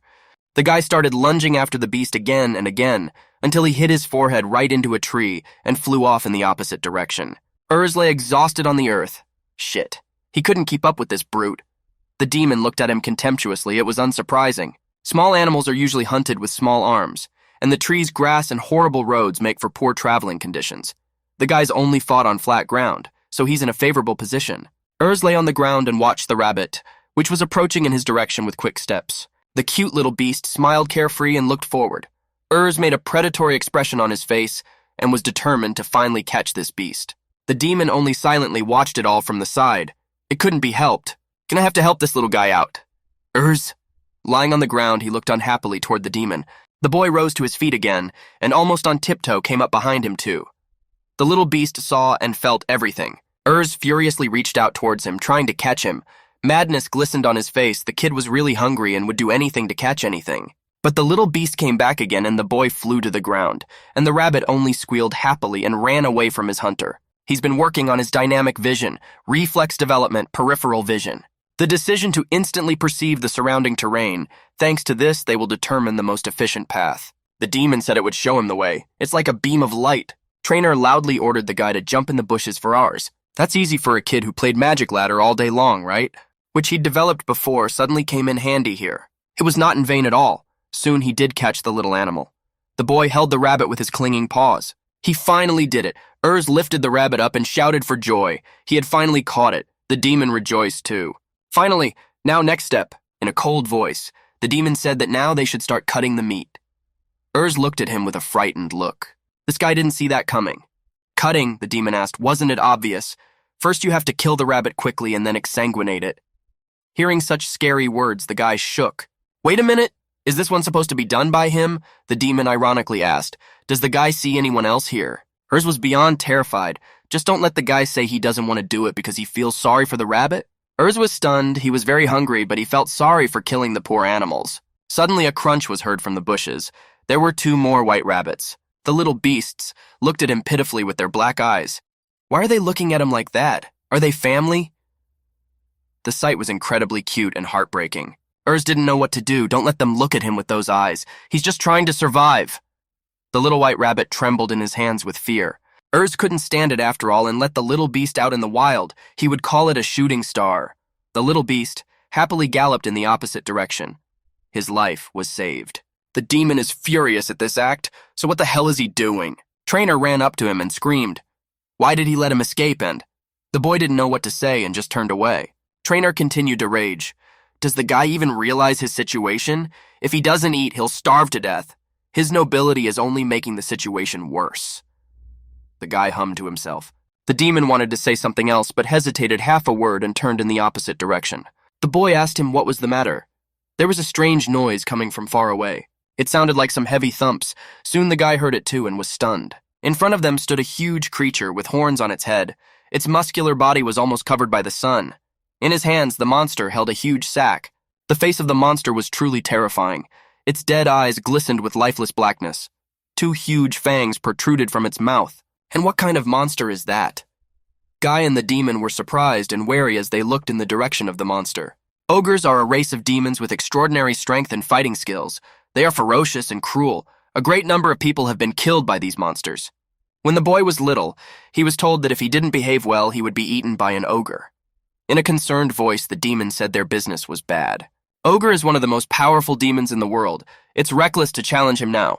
The guy doesn't have the strength to use magic right now. Urs just stared at the monster with a frightened look. Ogre stared perplexedly at the kid as well. Suddenly, with a fractional voice, he asked, "Is the kid lost?" This turn of events made Urs's eyes widen. Urs said to keep the monster away. His voice gradually descended into a shout. Urs started stuttering to say what if the monster came closer, but the guy didn't have time to finish as his breath hitched in fear. The monster just stared at him silently. Suddenly, the monster waved its arms and said it didn't want to fight. It looked like the ogre was as scared as the guy. They looked at each other in surprise, not knowing what to do in such situations. What? Why is that monster suddenly worried? Ogre swore he wouldn't do anything, so there's nothing to be afraid of. Urs was wary. Was the monster trying to let his guard down? The demon replied that it wasn't. The ogres are not intelligent enough to deceive. Suddenly the ogre asked, "Is the guy upset because he's hungry?" Then the monster invited him to her house. She'll treat him. At this turn of events, the boy was stunned, something he didn't expect. Urs said in a frightened voice that it was the first time they had ever seen each other. How could he trust him? The boy remembered that ogres kidnap people and eat them.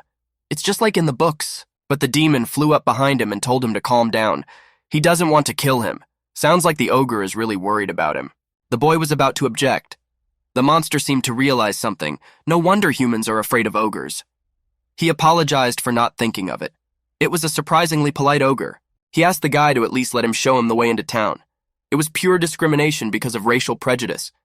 Everyone thought ogres were violent, mindless creatures. He's just like people. Urs embarrassedly apologized. He had been wrong about this monster. It turned out to be a friendly ogre. He was so kind to him. He had never met an ogre before, so he was a little scared. The boy was confused and embarrassed. He had been too mean to this kind man. The guy wanted to explain himself. It was just prejudice. He just looked at him as if he were. He stopped halfway through. The ogre laughed and said in a cheerful voice that it looked like the guy's stomach was empty.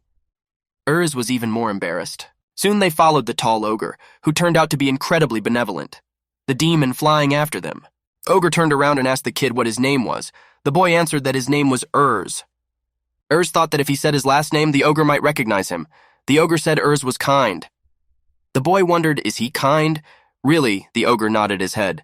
The monster continued. He said that every person he had ever met was afraid of him, because aka Poger. I guess that was his name. But Urs was kind and believed him.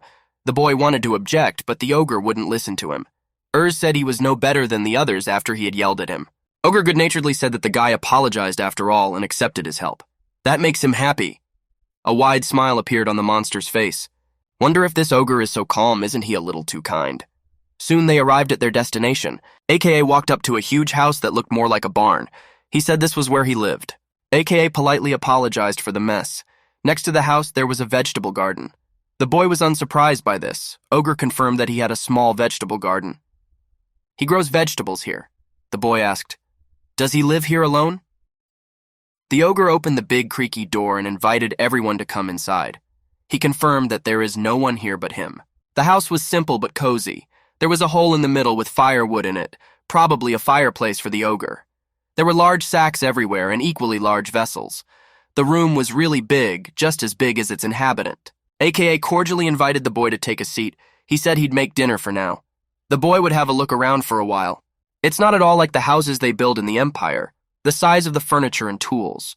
Trainer replied that they build houses like this in Eastern countries. But this house is rough in places. The demon ran his hand over the rough walls. It looked like the ogre had built this house himself. He hunts, he grows vegetables, and he built his own house? Urs was shocked. The demon kept poking him. He said the guy was so weak that he was exhausted trying to catch a small rabbit. This ogre is very different from him. He's more independent. Soon, AKA appeared in the doorway holding a plate of food. It smelled delicious, and he could smell it right away. There was a lot of simple but very good-smelling food on the table. There was salad in a pot, rice, and a huge piece of meat. Urs was beyond happy. He couldn't believe his eyes. The boy asked, "Did the ogre buy all this stuff somewhere?" He shook his head negatively. AKA said it was the meat of an animal he'd just caught, a salad of wild plants and vegetables from his garden. And this is a cereal from the demon world. Humans call it rice. Urs couldn't move away from the shock. He hadn't tasted it yet, but it already looked delicious. They wished each other a good appetite.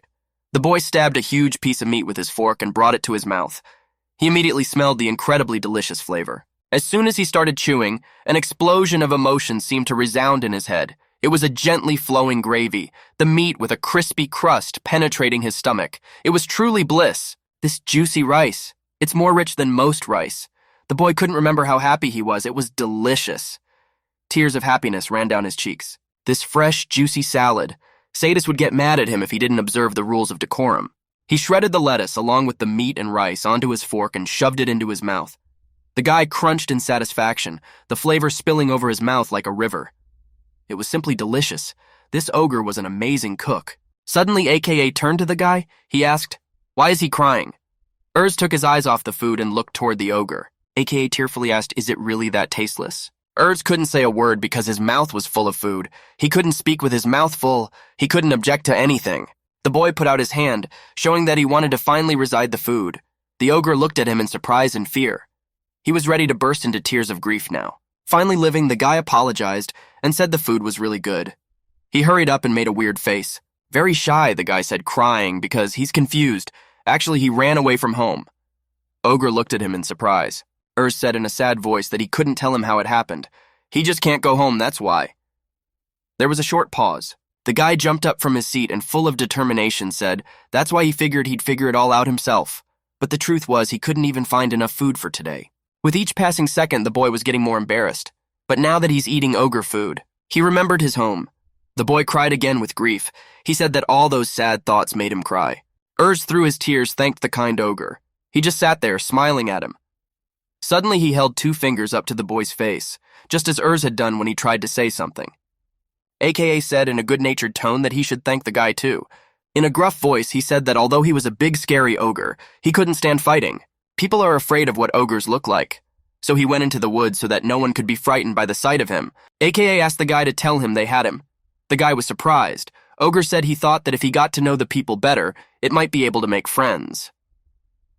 Hope sounded in the monster's voice. Urs was very surprised at such a strange request. This big ogre is asking him to find his friends? This is unbelievable. Urs asked in a perky voice, "Aren't they already friends?" Suddenly, the seemingly big and strong ogre started wiping his tears with his hand.